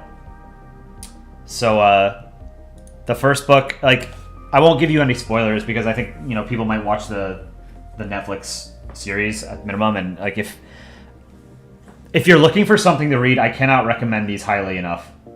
This is probably the best science fiction series I've ever read, and I've read a lot of fucking science fiction in my life. My favorite sci-fi book, though, is still Ender's Game, just because it's a classic. I haven't actually read Dune all the way through. Most sci-fi nerds would say that Dune is the best science fiction novel ever written. I should finish that, but I'm already familiar with the Dune lore and everything like that. I've never sat down and actually finished it, but I'm sure it would rank highly. But in terms of a series, this is by far the best sci-fi series I've ever read. I could not put it down. It gets better and better as you go on. So it's, without spoiling it, it's an alien invasion, First Contact type series. It's really, really, really good. Even if you're not a big reader, read these. These are really fucking cool. The concepts in them are absolutely insane. By the time you get to the end of the third book, the things that he starts talking about are absolutely wild. Things that I guarantee I've never thought of before. But the second book, most people consider to be the best. The first and third books are translated by the same translator, Ken Liu. The second book is translated by someone else named Joel Martinson. So there's a little... it's noticeably different, the style of writing. And it's because of the translation. But they're fantastic. All three of these books are fantastic. The first book is really good, and I was captivated by it, but it's easily the weakest of the three. But go read these books. Watch the Netflix series when it comes out in March. It's going to be super cool, hopefully. I hope that the series does well, because it's focused on the first book, the first series.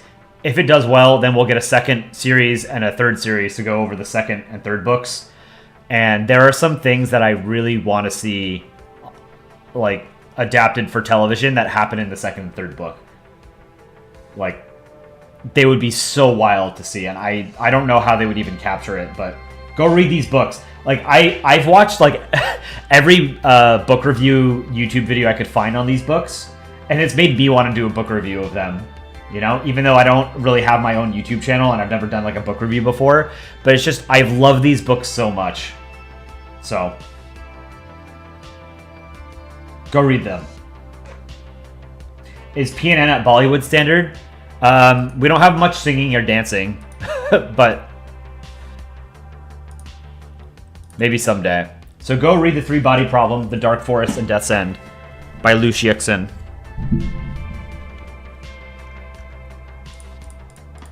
Phenomenal piece of science fiction.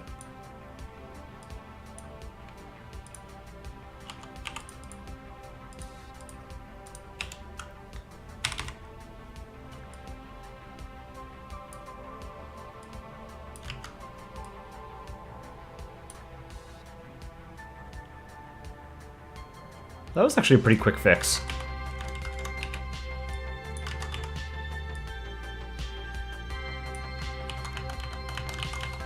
When a mod recommends books.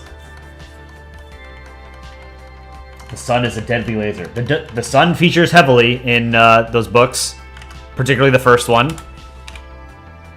There's a really cool concept, sci-fi concept involving the sun.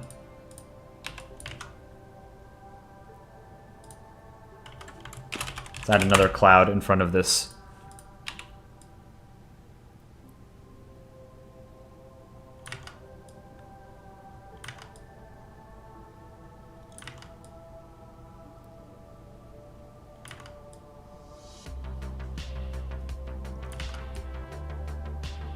Maybe like 3 bulbs or something. I don't know what you would call this.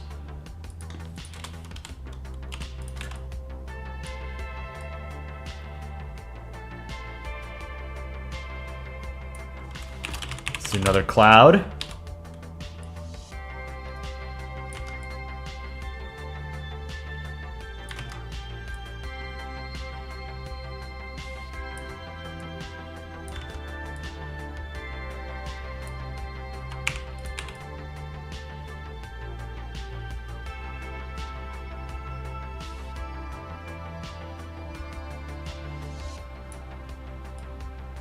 Like that.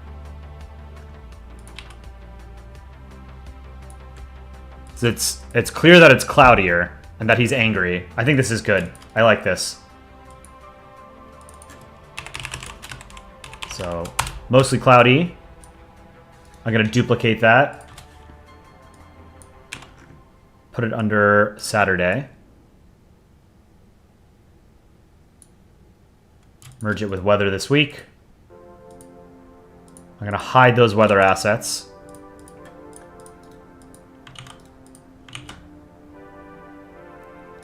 Let's see, fit on screen. Zoom out a little bit. Let's see. Poland 2 will be the first one.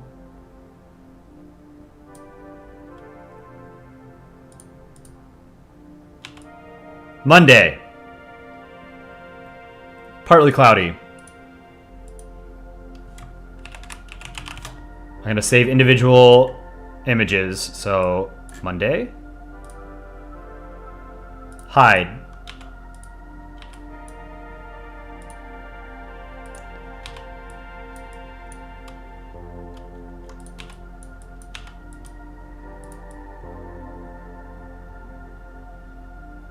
Tuesday. PNG.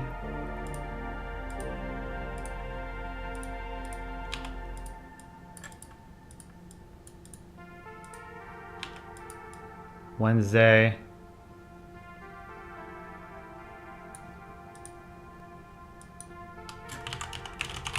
Save it as a PNG.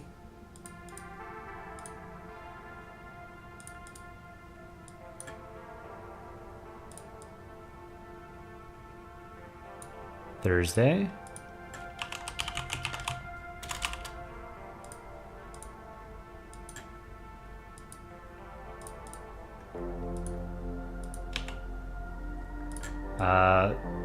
Did I do Friday? Shit, hold on. Can you add... what?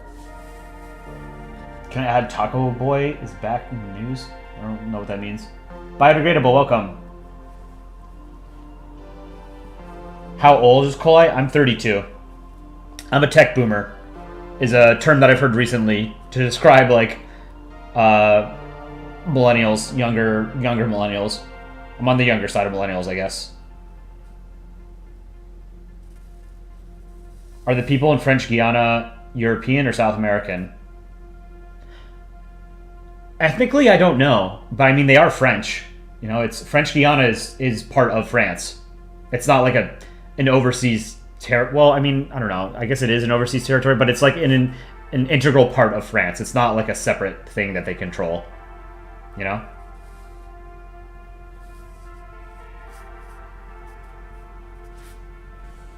Late Gen Y. No one calls millennials Gen Y. We were called Gen Y before we got a name. I do remember, like, as a kid, before millennials really got their name, we were referred to as Gen Y. And it's kind of happening with Gen Z. I think people normally refer to Gen Z as Gen Z, but Zoomers is becoming a more ubiquitous term.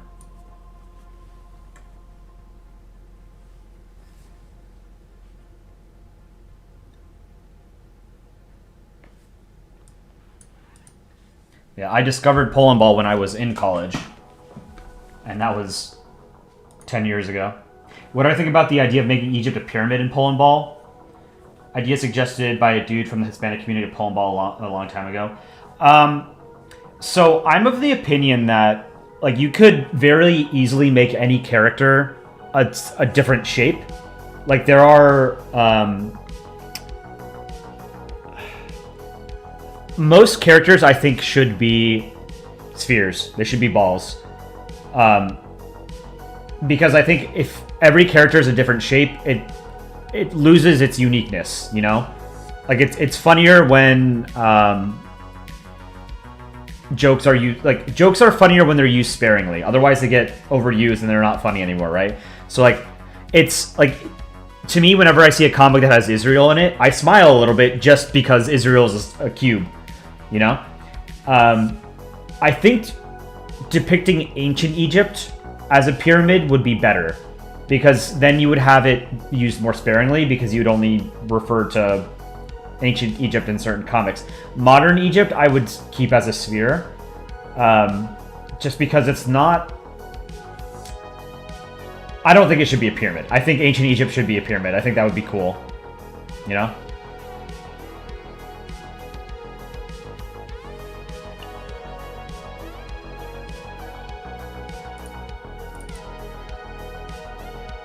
Where was I saving? I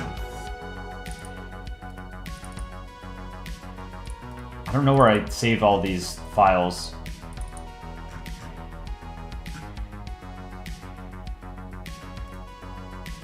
I thought I saved in my P9 folder.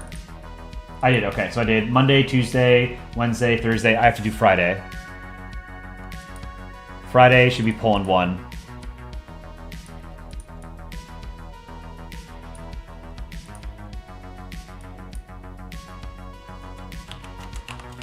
Friday. Oh, you know what? No, I didn't put the place name. And I want that to be a secret. So I'll have to redo these. I'll do that off stream. So, I think I'm done with the weather for now. And then I can add like rainy clouds and stuff like that at some point. So I can do a few profile pictures, and then I need to do some other stuff tonight. So here's a chat family portrait. Close that. I do want to work on this at some point too. Skibidi toilet is unfunny. I don't understand it, to be honest. I don't understand it. Is it just like absurdist humor?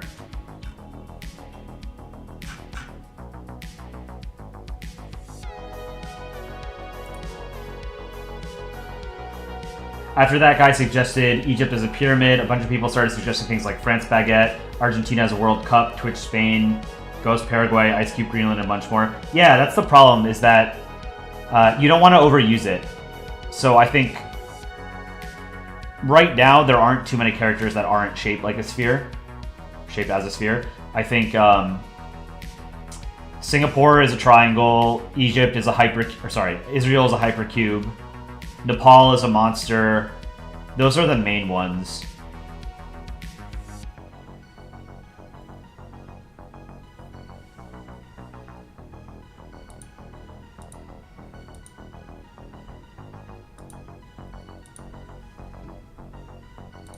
Right, who have we got in chat that we could add?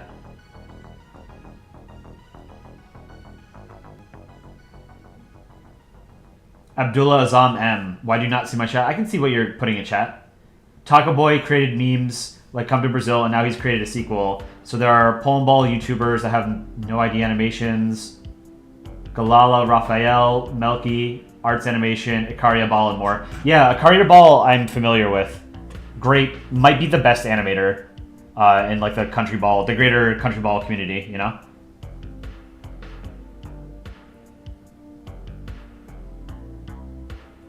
Carding rules. I can add you. Yeah.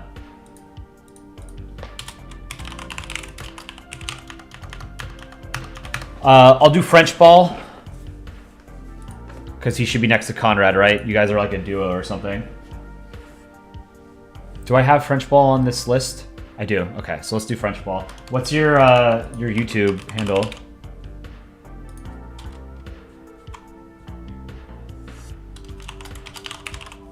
Is it just French ball with a hyphen?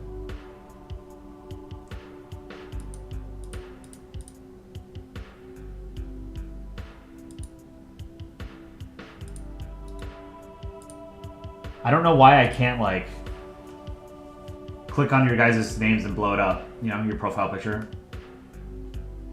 You don't come to Brazil, Brazil comes to you? No, that's Germany.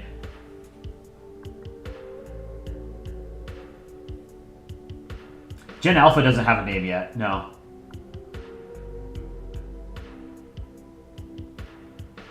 Is Gen Beta, have they started being born yet? Or are we still on Gen Alpha being born?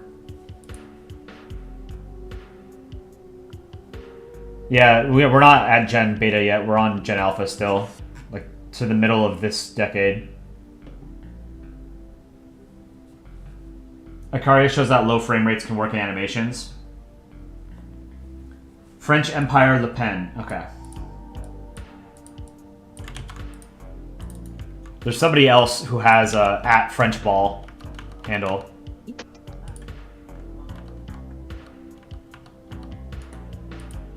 Give you Le Pen. Okay. Let's pull this up.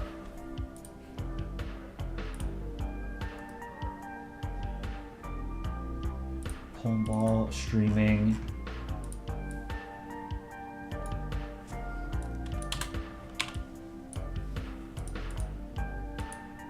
Okay, so we'll draw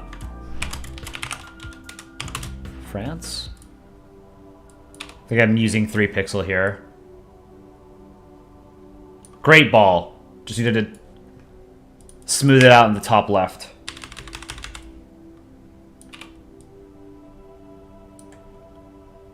Okay, very good. I drew one of these canvases. I had what was it? Comic Stream 3, 5, 2, 1. Where was it?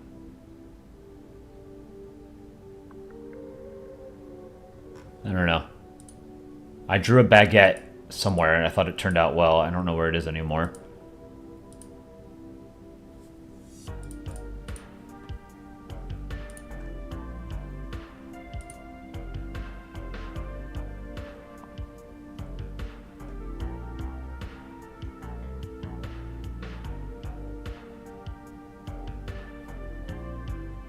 Oh, it's pronounced pain, like in English pain. Okay. Give you Le Pain.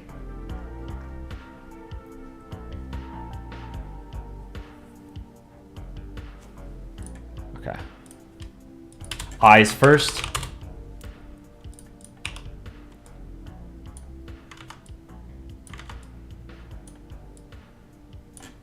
Great eyes. Wow. Perfect.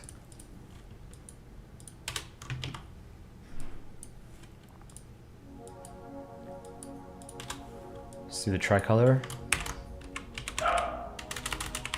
There's a dog in the hallway. I don't know if you guys could hear it bark.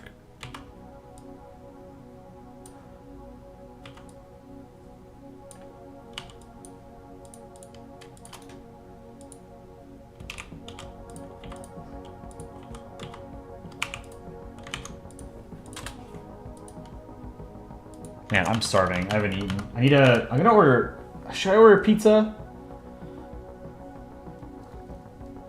I'm drawing people's profile pictures, stop motion, Dan. I have a list of people in chat who have wanted their profile picture drawn, and then go back and look at all these different things. And it's a cool way for me to experiment with a lot of different kinds of art. Yeah, you could hear the dog? Yeah. Let's do the beret.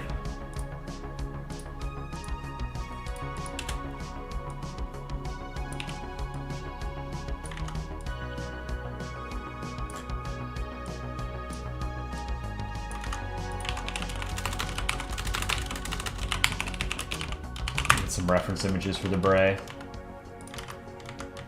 Here, I'm gonna do the beret a little bit more how I would do one.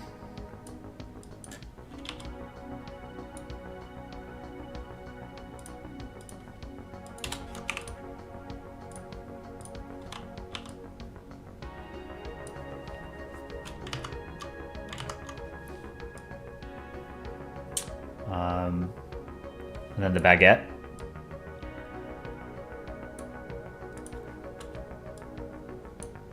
So we can do the 2 pixel. I want to find that drawing I did where I drew on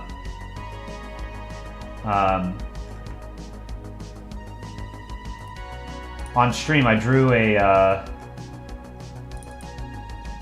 canvas that had France in rectangle. Where was it? Oh, this is an unfinished thing. The islands, North and South Korea.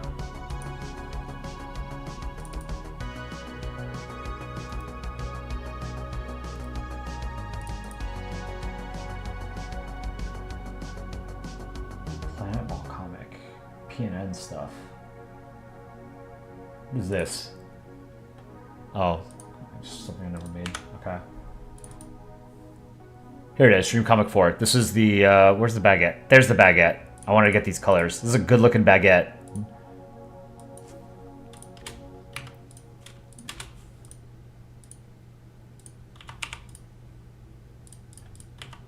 And then I could do the lines.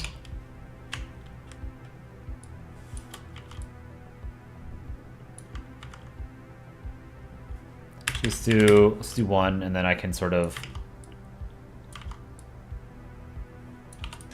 Whoa, oh, okay, I drew the beret.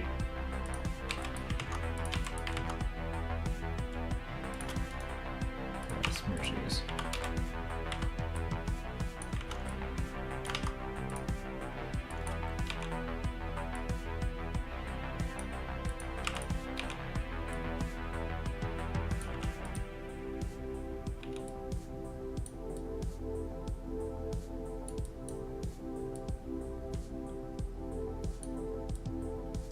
God, I love bread. Baguettes are so good. I want bread and cheese and wine now.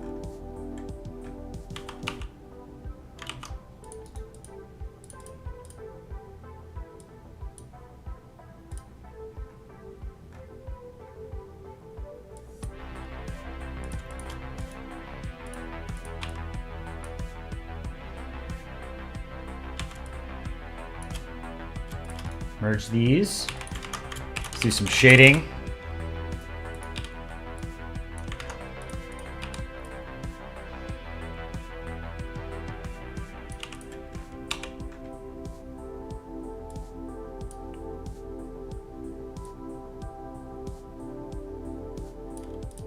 I love drawing France. The tricolor is a gorgeous flag. S tier flag. One of my favorites.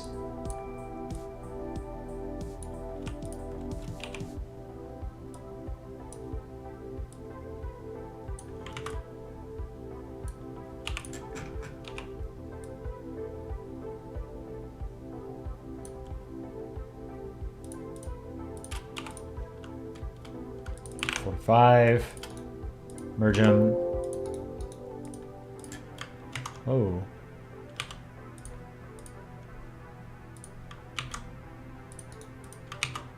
All right, I like that. And then I have to write, give you le pain.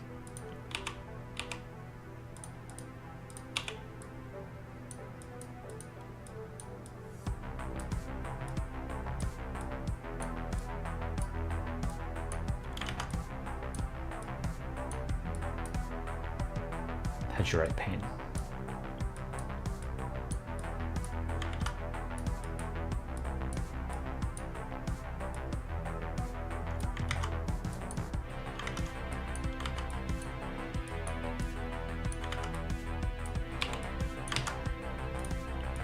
Move this over a bit.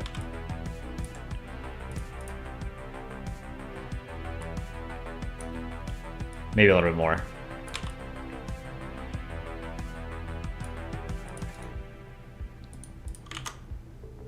This is coming out well. Oh, you know what I should do? Let's add a little bit of a... Alright, I have to do shading here, huh? I'm gonna do shading on the beret. Let's do this. Fill it in. 45% opacity. Merge those layers. Whoa, too dark.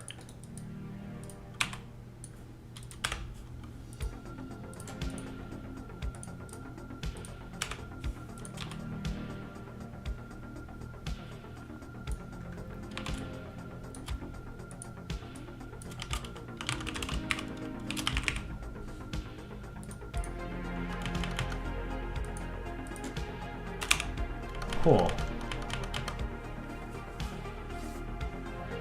Your siblings are watching as well. They say it's a true legendary moment.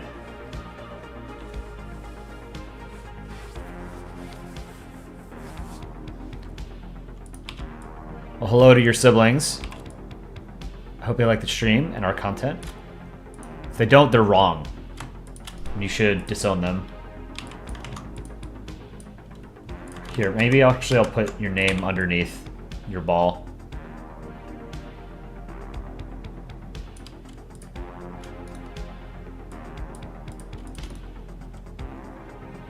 This came out nicely.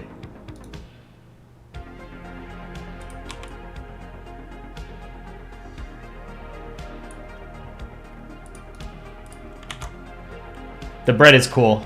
The baguette. All right. I can remove you from the list.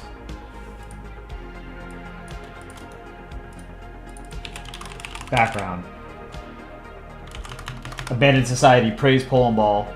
Big Drew.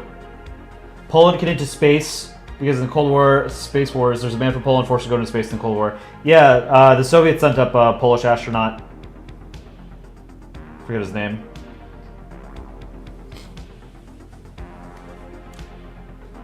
Ball needs to go closer to Conrad.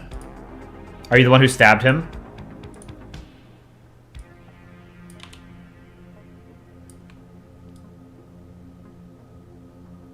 How about that?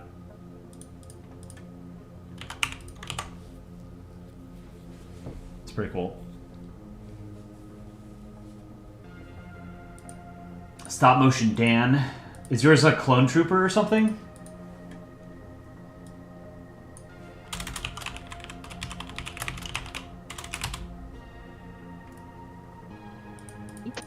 Yes.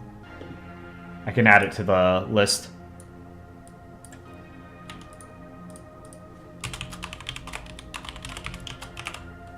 There's some people who've been here for a while. I want to get to some of them. But I do a few every time I stream. Ideally, I can get to everyone at some point.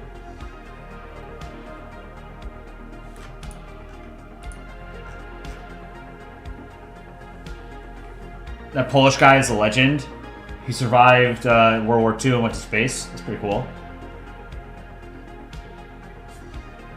CHCH, VFHKHK. I think it's your turn to be drawn. Yes, you and Dynaco, I think I'll do tonight. You don't know why these streams relax you? It's fun at the same time. Yeah, I mean, I think drawing streams generally are like this because either, you know, the streamer is drawing, in which case they're sort of just narrating what they're doing because it's hard to actually have a conversation when you're drawing. And then the other half is just them interacting with chat, you know? I mean, that's what I do, and like the few other drawing streams that I've seen, it's kind of the same vibe, you know? But I would like to do more kinds of variety type streams at some point, but this is not my channel alone, and it's Polandball focused, but I think doing like gaming streams would be cool. But I think, you know, our bread and butter is Polandball and international relations and history and stuff like that. I don't know how many people would actually be interested in watching like a gaming stream or something like that.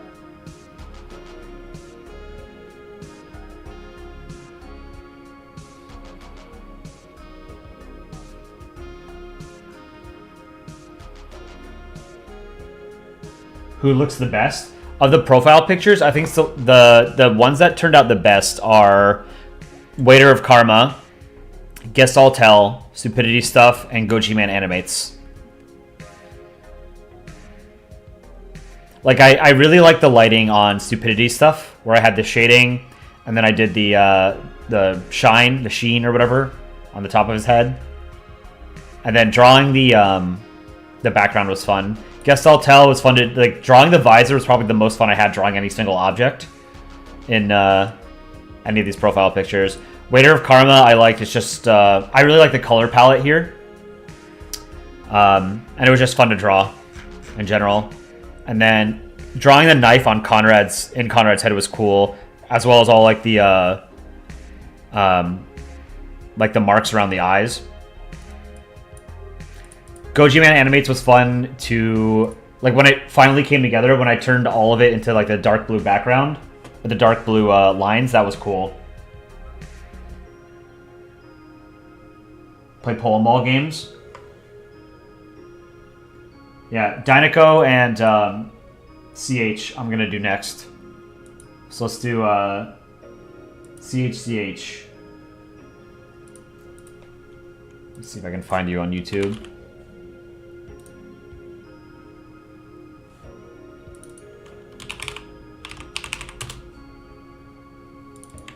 What's your YouTube handle, CH?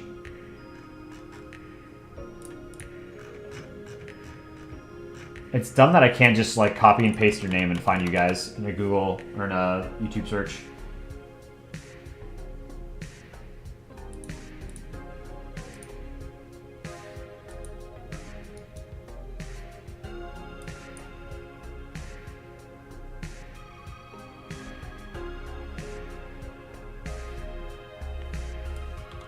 Got it. Okay.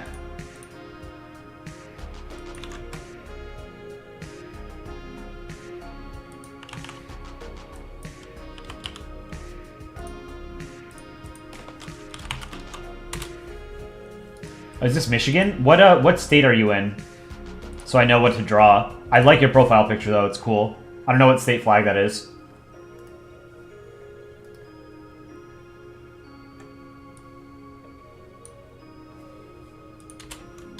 I don't think anything I draw is going to turn out any better than this. It'll just be in my style.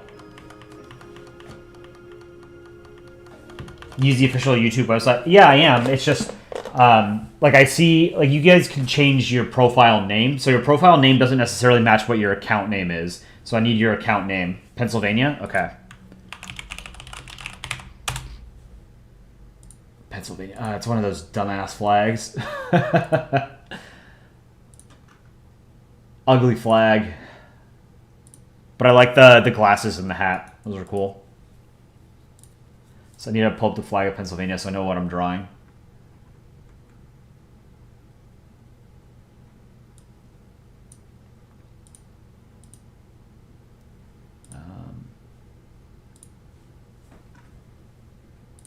Starcourt.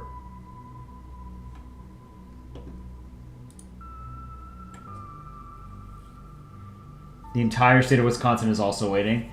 There's a lot of people waiting. I can't do everybody. Like you guys have seen, it doesn't, like, drawing Polandball comics and characters is a deceptively long process.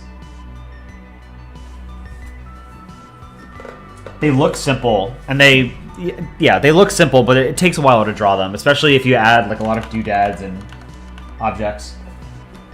You just made the seal very simplified? Yeah, that's what I'll do. Carding rules, your flag is not hard. Yeah, it looks like a tricolor with something green in the middle. White outlines. What's got white outlines? Oh, this? Yeah, I just imported his profile picture, so I know, like, I have it as a reference.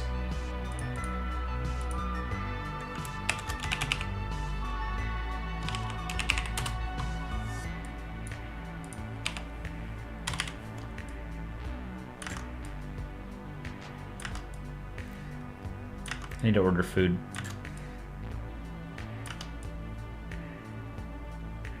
Cleared out my fridge of everything edible. It's basically just like mustard packets and stuff now.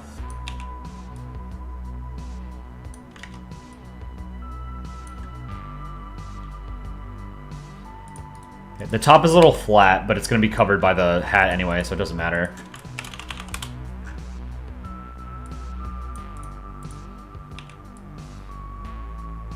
Do you want your eyes to be sad? Like how you did it in yours? The French jump scare would give you a heart attack. Not as good as stick Poland jump scare. True.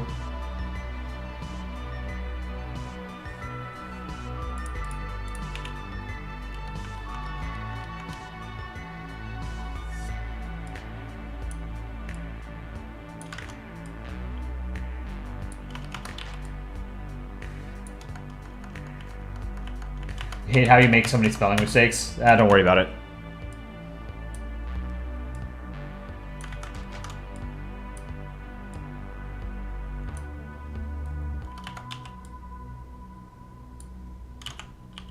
This eye's a little bit too small.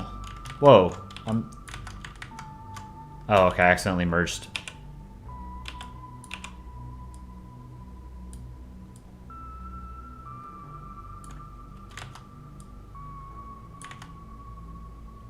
All right, chat. What kind of food should I order for dinner? Need some ideas. I ordered a burger and fries last night, actually. Or not last night, last week.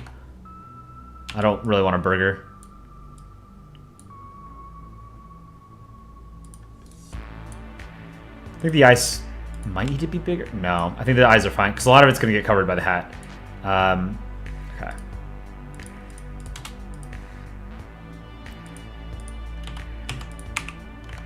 Pizza.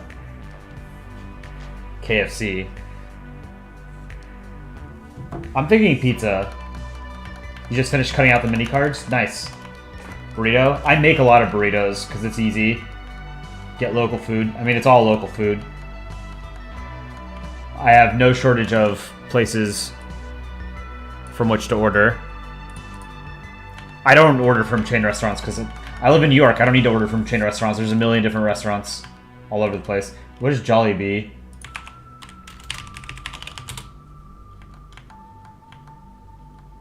I've never heard of Jollibee. It's Filipino? Headquartered in the Philippines. Fried chicken, burgers, and pies. Can't go wrong with pizza. True. I'm a pizza snob. Ramen. I don't like ordering ramen. I'd rather make it myself.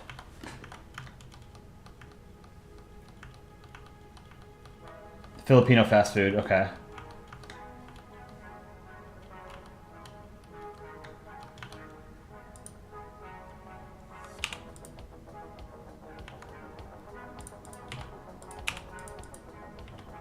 Alright, I have to draw the stupid-ass Pennsylvania seal.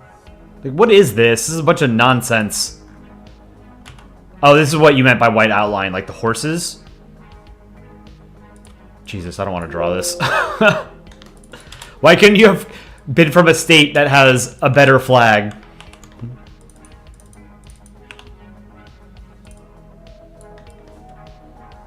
It needs to be even smaller than that. 2%? Jesus.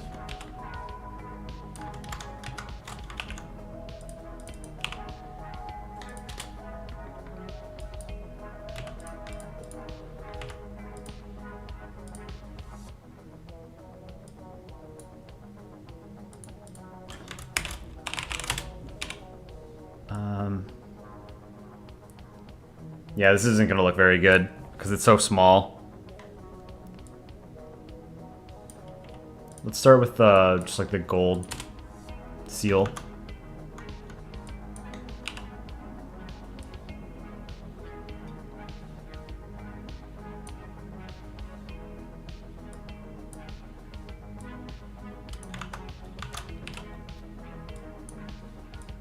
Like halfway down, cut it in half. And then, what, it's like blue.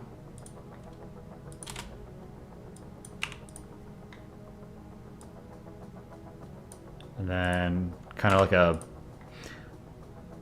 puke green.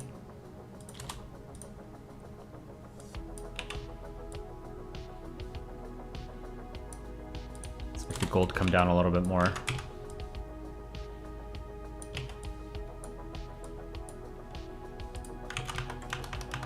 Just make it very simplified, like you did, and it'll be good. Yeah. Have I tried porridge? It's good. Yeah, I like porridge. If I order food, you get keyboard and eating ASMR. Let me finish drawing this, and then I'm gonna order food. We can experience it together.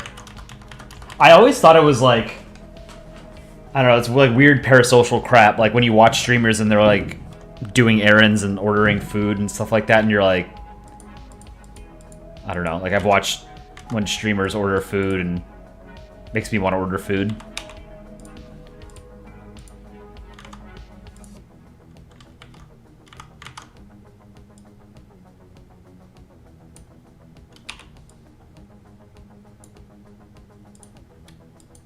Let's do the red.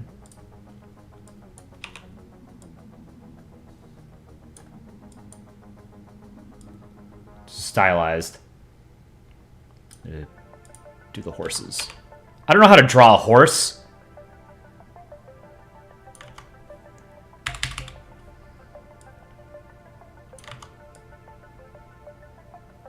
It's like, you know that meme of like the really well-drawn horse at the front, and then like it gets progressively worse?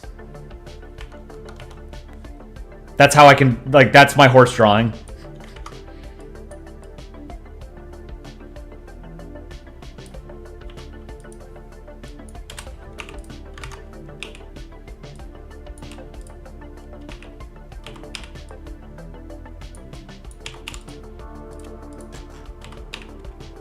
Eagle. It's a bald eagle.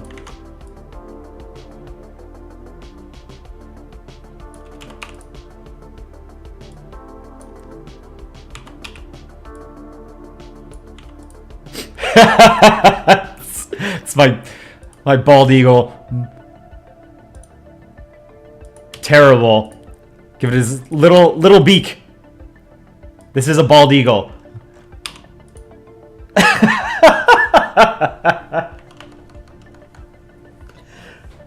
Oh, it looks so dumb.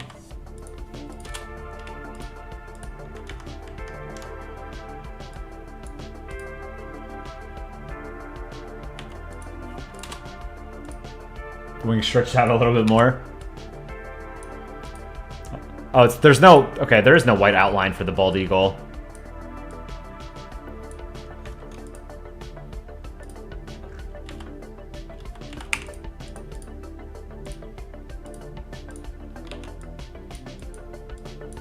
That actually doesn't look too bad.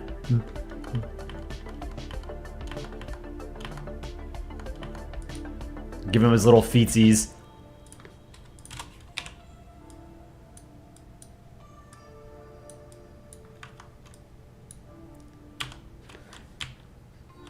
So you know, like that screech that they put in movies and TV shows, like the eagle screech, like very, very iconic screech.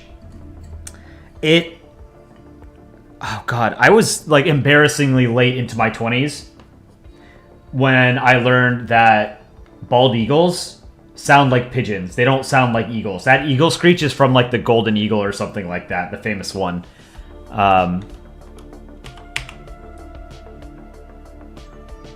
Bald eagles sound like pathetically weak, which is a shame because they look so cool. So they're very deceiving.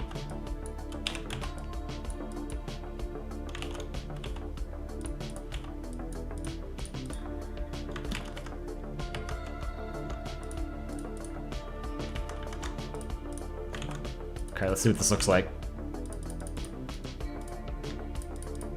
It's a silly fucking bird. It's not really angled properly, but that's alright. What else is on this logo?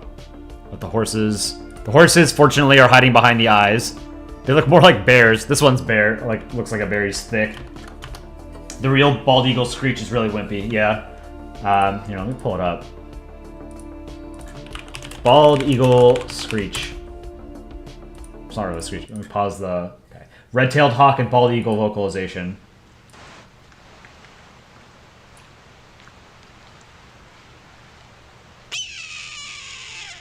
That's the red-tailed hawk. It's the iconic one. This is a bald eagle. It's chirping.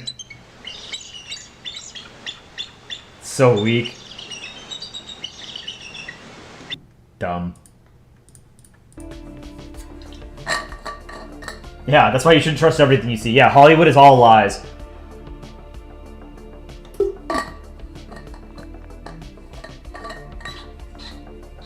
Why do the horses have outlines but not the eagle?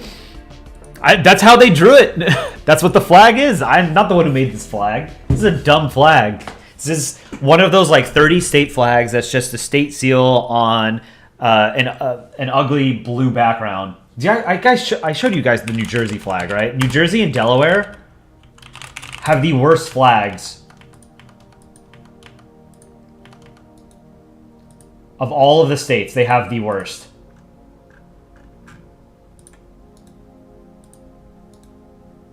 Pull them up. This is New Jersey's state flag. Oh, it's too small. Hold on.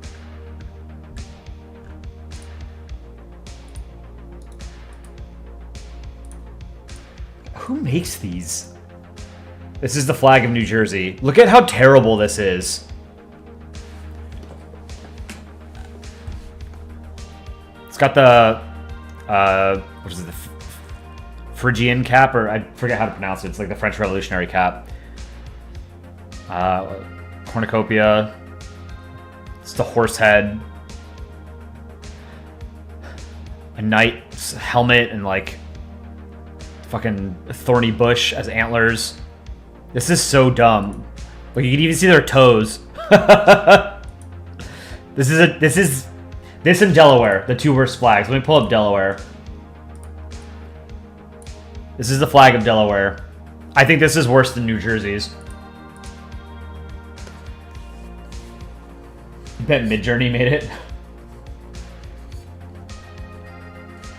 Yeah, I got the resolution or the high resolution images from Wikipedia. So I did this on stream before, but you could very easily improve this flag, Delaware's flag, by changing nothing but the text.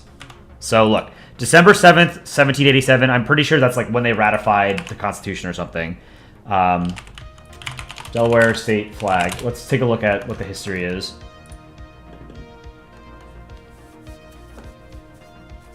Yes. So Delaware is the first state.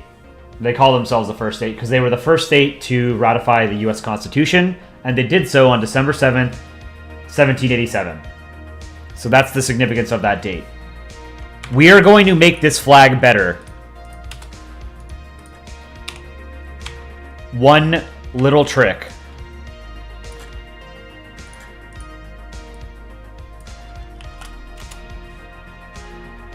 Let's go with Calibri 45 point, maybe let's go 80 point font. Let's see what that looks like. Okay.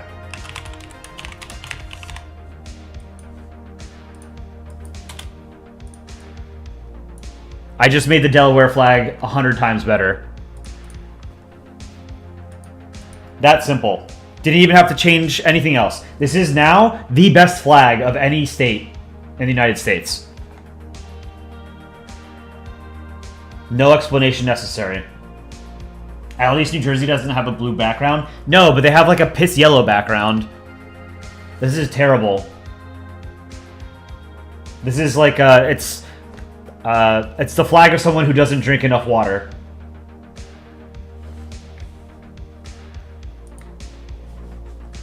You think Michigan's is worse? The colors are super saturated for no reason. Michigan flag. Michigan, interestingly, is drawn as a cube in state ball. I don't know if you guys knew that. Circumspice. Yeah, this is an ugly flag, but it's got a moose and like a reindeer on it. That's pretty cool. Is it a reindeer? Do they have reindeer in Michigan? Probably not, right? It's too far south. This is the flag of Michigan. This is a lot of weird crap going on. This is a bad flag.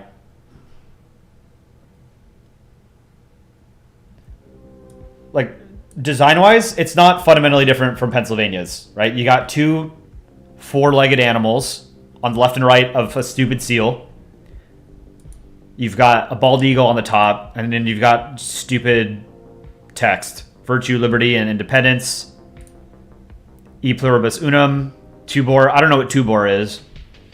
Si quaris peninsulum ammonum. Probably Latin for like,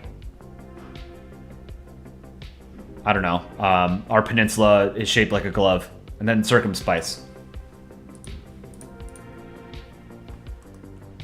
See, flag of Michigan.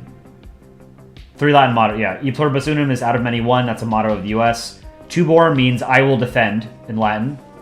Si quaris peninsulum ammonum circumspice. If you seek a pleasant peninsula, look about you. I don't know. It's not for me. This is bad. If you're from Michigan and you like this flag, you're dumb and I don't like you. Change your flag.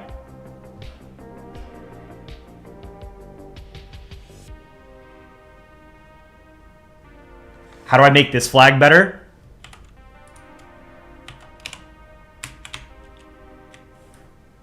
There. Actually, no, here, we can make this better.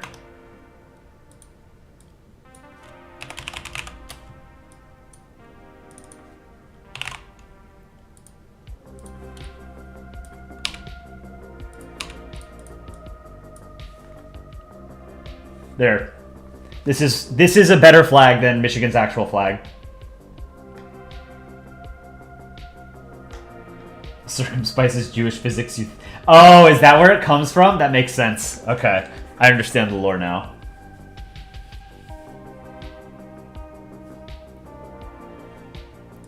Alright, let's go back. Let's finish this and Dinah goes. I'm gonna do green for the hat.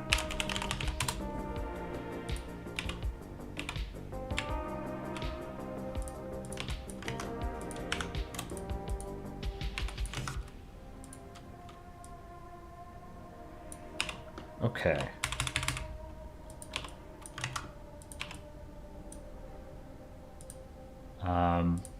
Oh, this is supposed to be hat. Okay. Hat. 3 pixel. Louvre-worthy. Oh, you meant Minnesota? Minnesota's got a much better flag now. Is it officially in use, the new one? The redesign?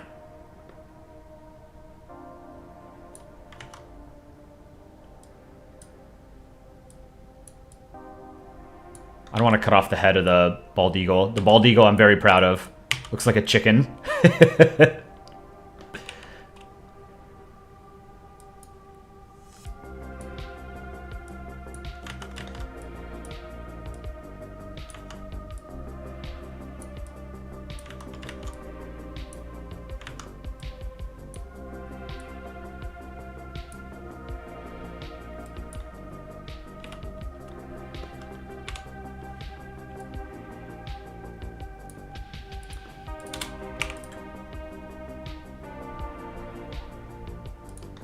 Let's do a dark. That's too dark. Here.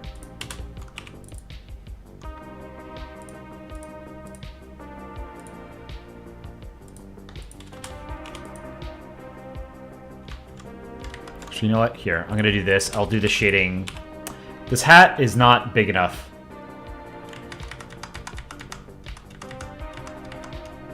I'm gonna fix it.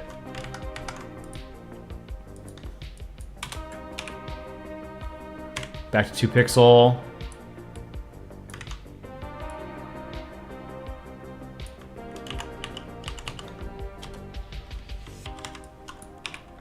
It's like, I think your profile picture is actually really good. Like, I don't know, like, that I can improve on it in any way. I really like it.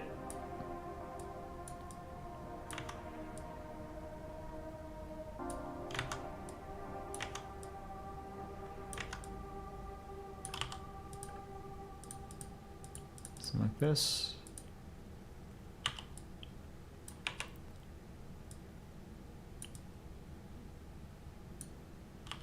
And maybe pull this out a little bit.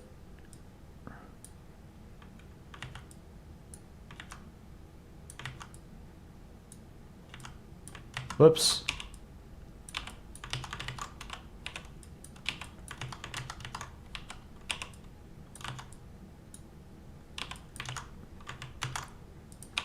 Keep trying on the wrong layer. Okay. What the? Oh my god.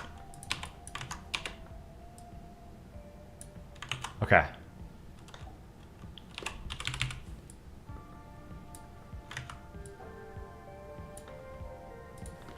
Go back to this. Make it a little bit darker for the outline.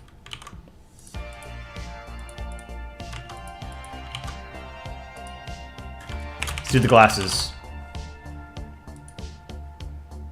I'm gonna pull the eyes down a bit.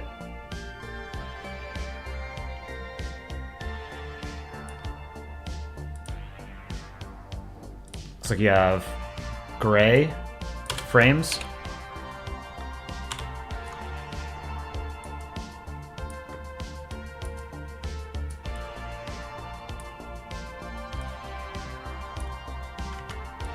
They come off the ball a little bit. I like that. That's how I do a lot of my sunglasses now.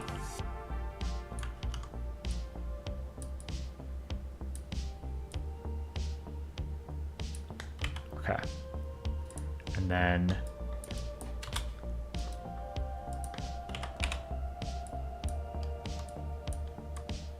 nose bridge.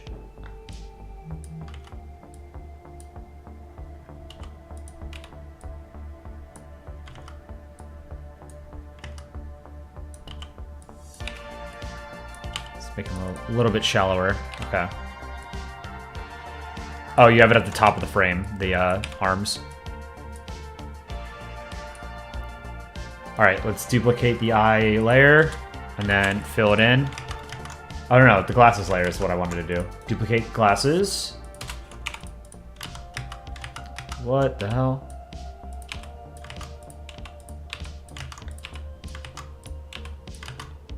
Oh, I drew it on the eyes. Okay. So these are empty. So I have to... Now...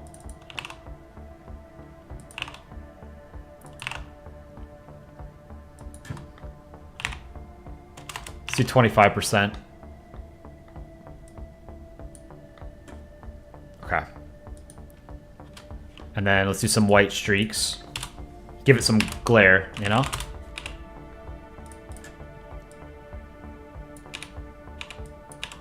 Something like this.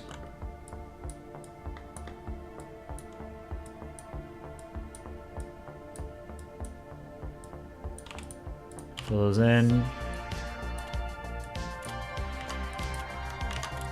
Clean this up. Then over here.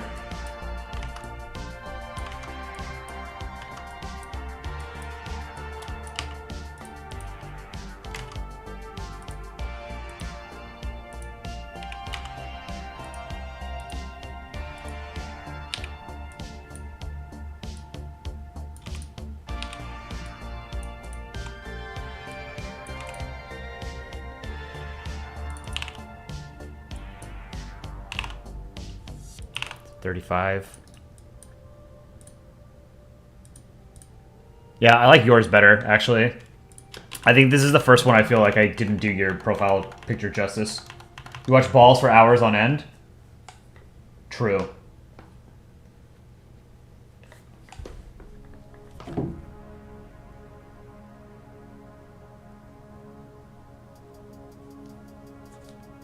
Second.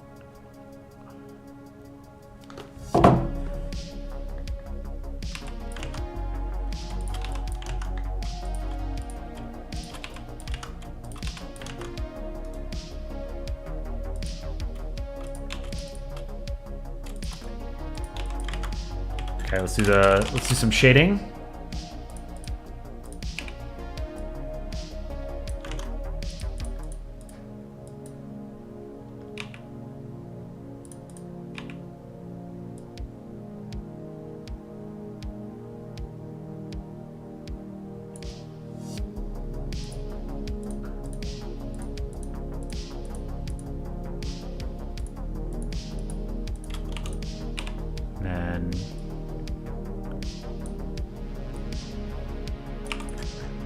There, and then let's do this part of the ball. Half moon, crescent moon.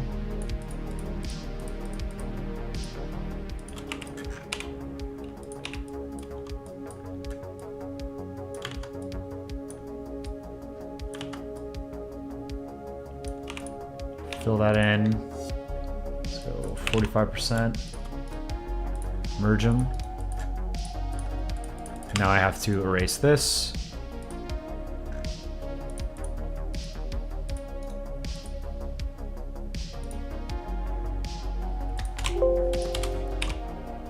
Let's actually do...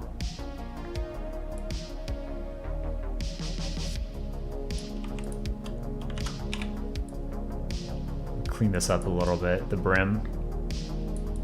The rim. Brim? Brim.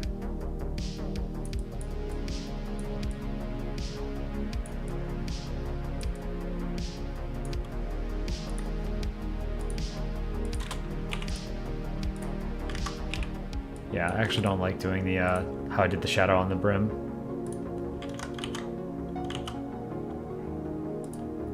I think that's okay. Alright. I like it. I hope you like it. I think yours is better, but this is my interpretation of it.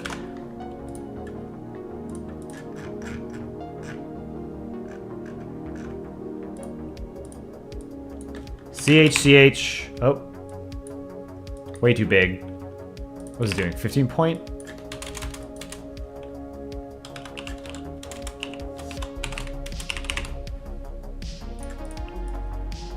Yeah, I was doing 15. Okay.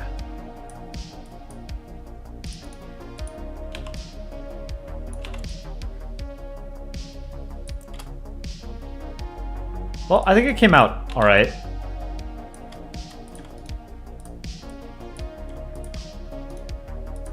Cool. You like it? Great. Dynaco will do next. Let's zoom out and show people what we've done so far. How many have I done? 1, 2, 3, 4, 5, 6, 7, 8, 9, 10, 11, 12, 13, 14, 15, 16, 17, 18. 18! Wow, okay. And there's still more to do. We get a lot of people, it seems like they tune in for a few minutes and then leave and come back. You're welcome.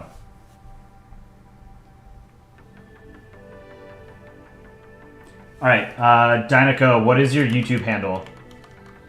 Like when you go to your channel, it says YouTube/@ something. What is that something?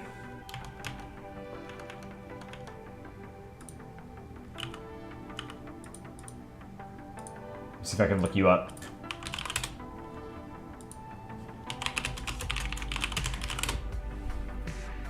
Oh, I found you. Okay. I like it.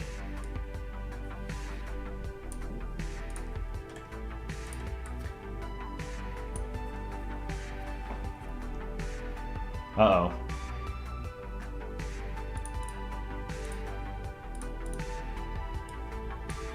Okay, there we go. Flag of Delaware. Flag of Pennsylvania. Flag of Michigan. New and improved.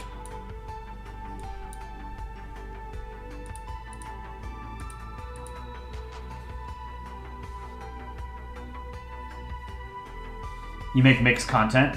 Cool.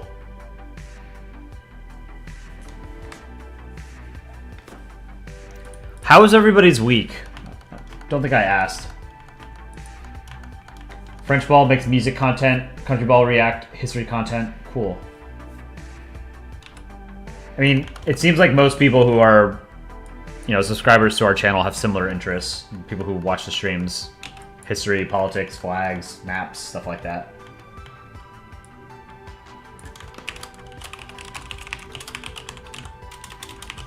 Dynaco.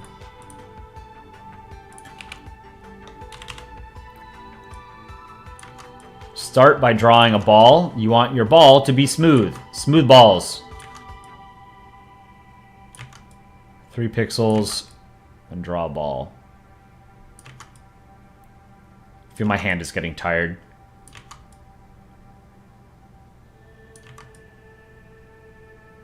I'm gonna You're going to be a small ball so that I can fit your background in.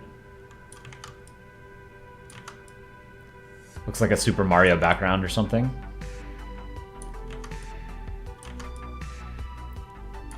Yeah, I can feel my wrist is starting to get tired from doing the same motion. Drawing a circle.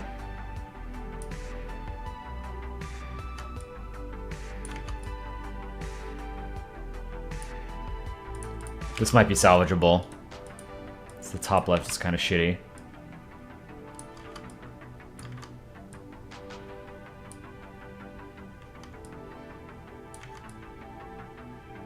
Okay, that's good. I like this. This is a good ball. I am going to work with it. So you have 4 stripes.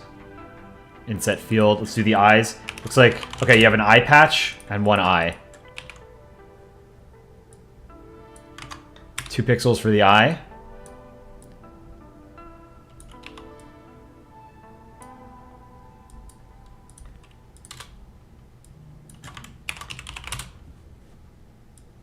Let's do...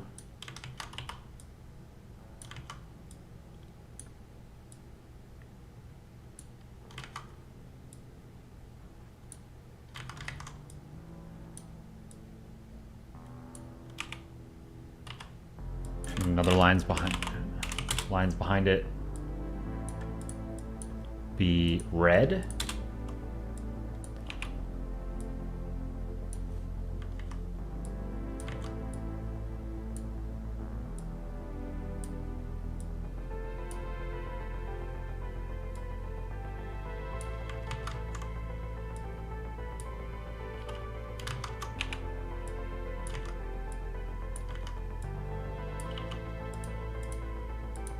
Let's merge these.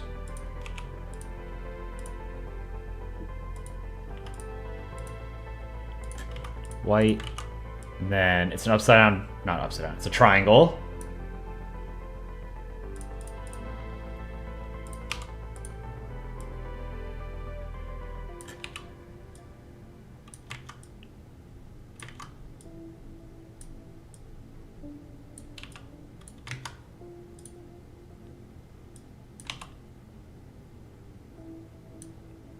Might have to fix this a little bit to make the eye kind of work, if that makes sense. And it's red on bottom. Okay.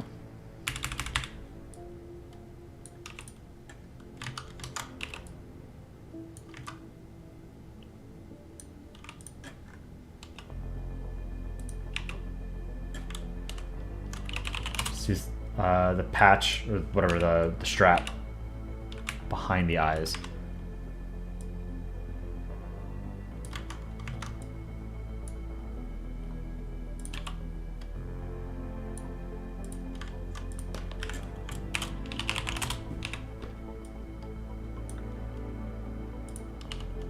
Actually going to clean this up. I'm just going to make this straight.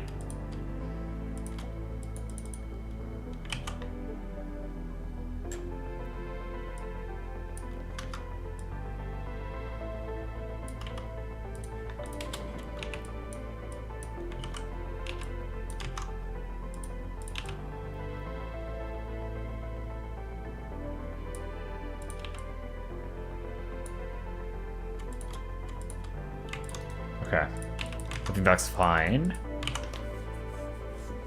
Background, I'm going to give you a slightly more three-dimensional background, if that's fine. And I'm going to use a little bit more realistic green. Whoops. So this will be the land behind your ball. Your ball land.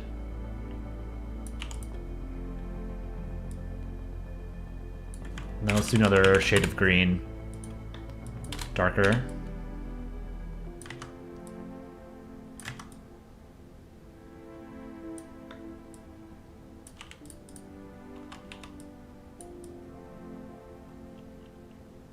And then change the opacity to 55.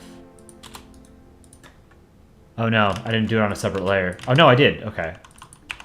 55. Merge. And then let's do another. Let's do a lighter green. Let's see what this looks like.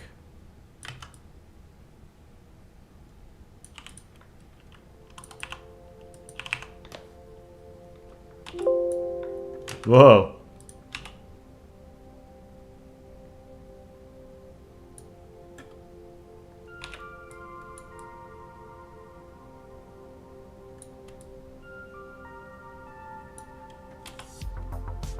Okay. Do that. Merge those.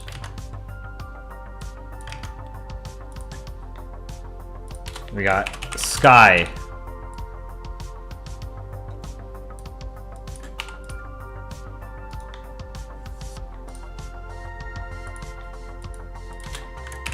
Sky 2.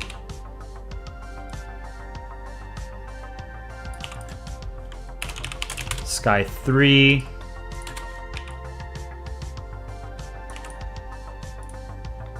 Sky 4.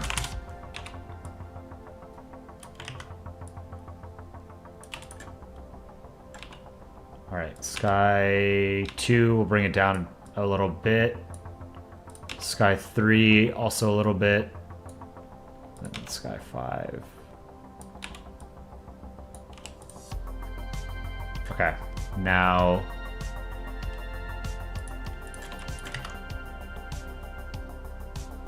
let's merge all of these.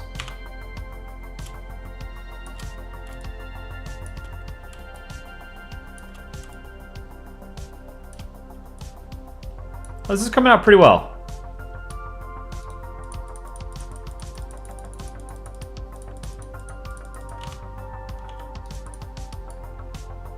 Shave a little bit off the right side. It's like a barber shop in here. I like this. I'm happy with it. I hope you like it.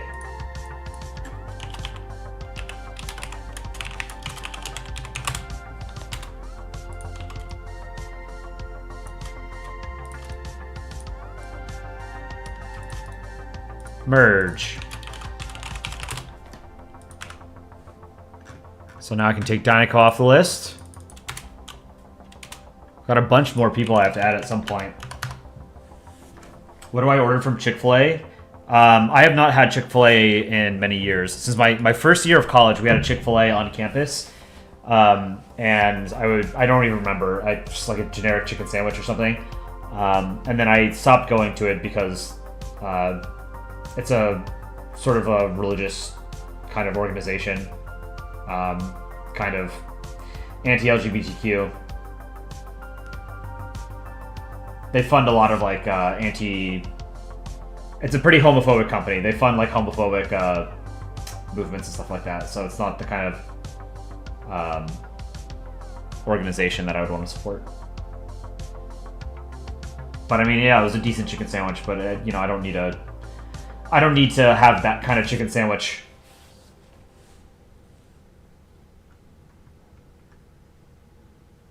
But, you know, living in a big city, you get the luxury of not having to order from chain restaurants. So I, like, never eat from McDonald's, Burger King, Pizza Hut, Subway, Carl's Jr., whatever. Do I have Wisconsin on here? I do have Wisconsin. I'll have to get to Wisconsin at some point. I don't know that I'm going to draw many more profile pictures tonight. Let's see. Do I live on Kepler 90b? What is that? Kepler 90b. Super Earth exoplanet orbits a G-type star. Its mass is 2.27 Earths. It takes 7 days to complete one orbit of its star, so it's probably orbiting...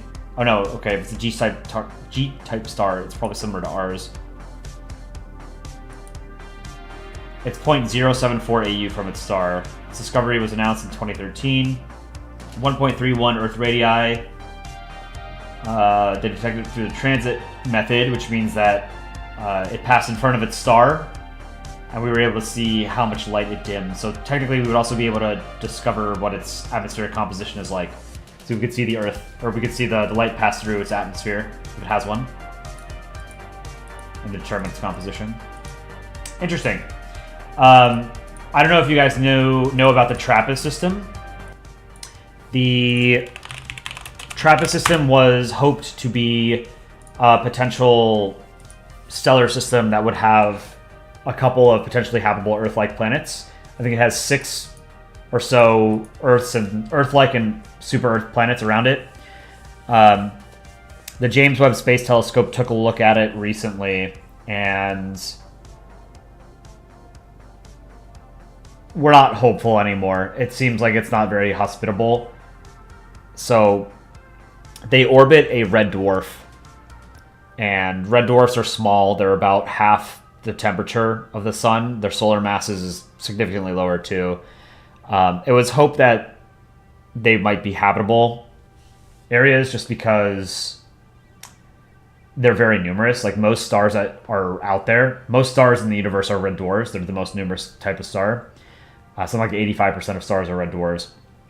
But because they're low mass, their habitable zone is very, very, very close to the star itself.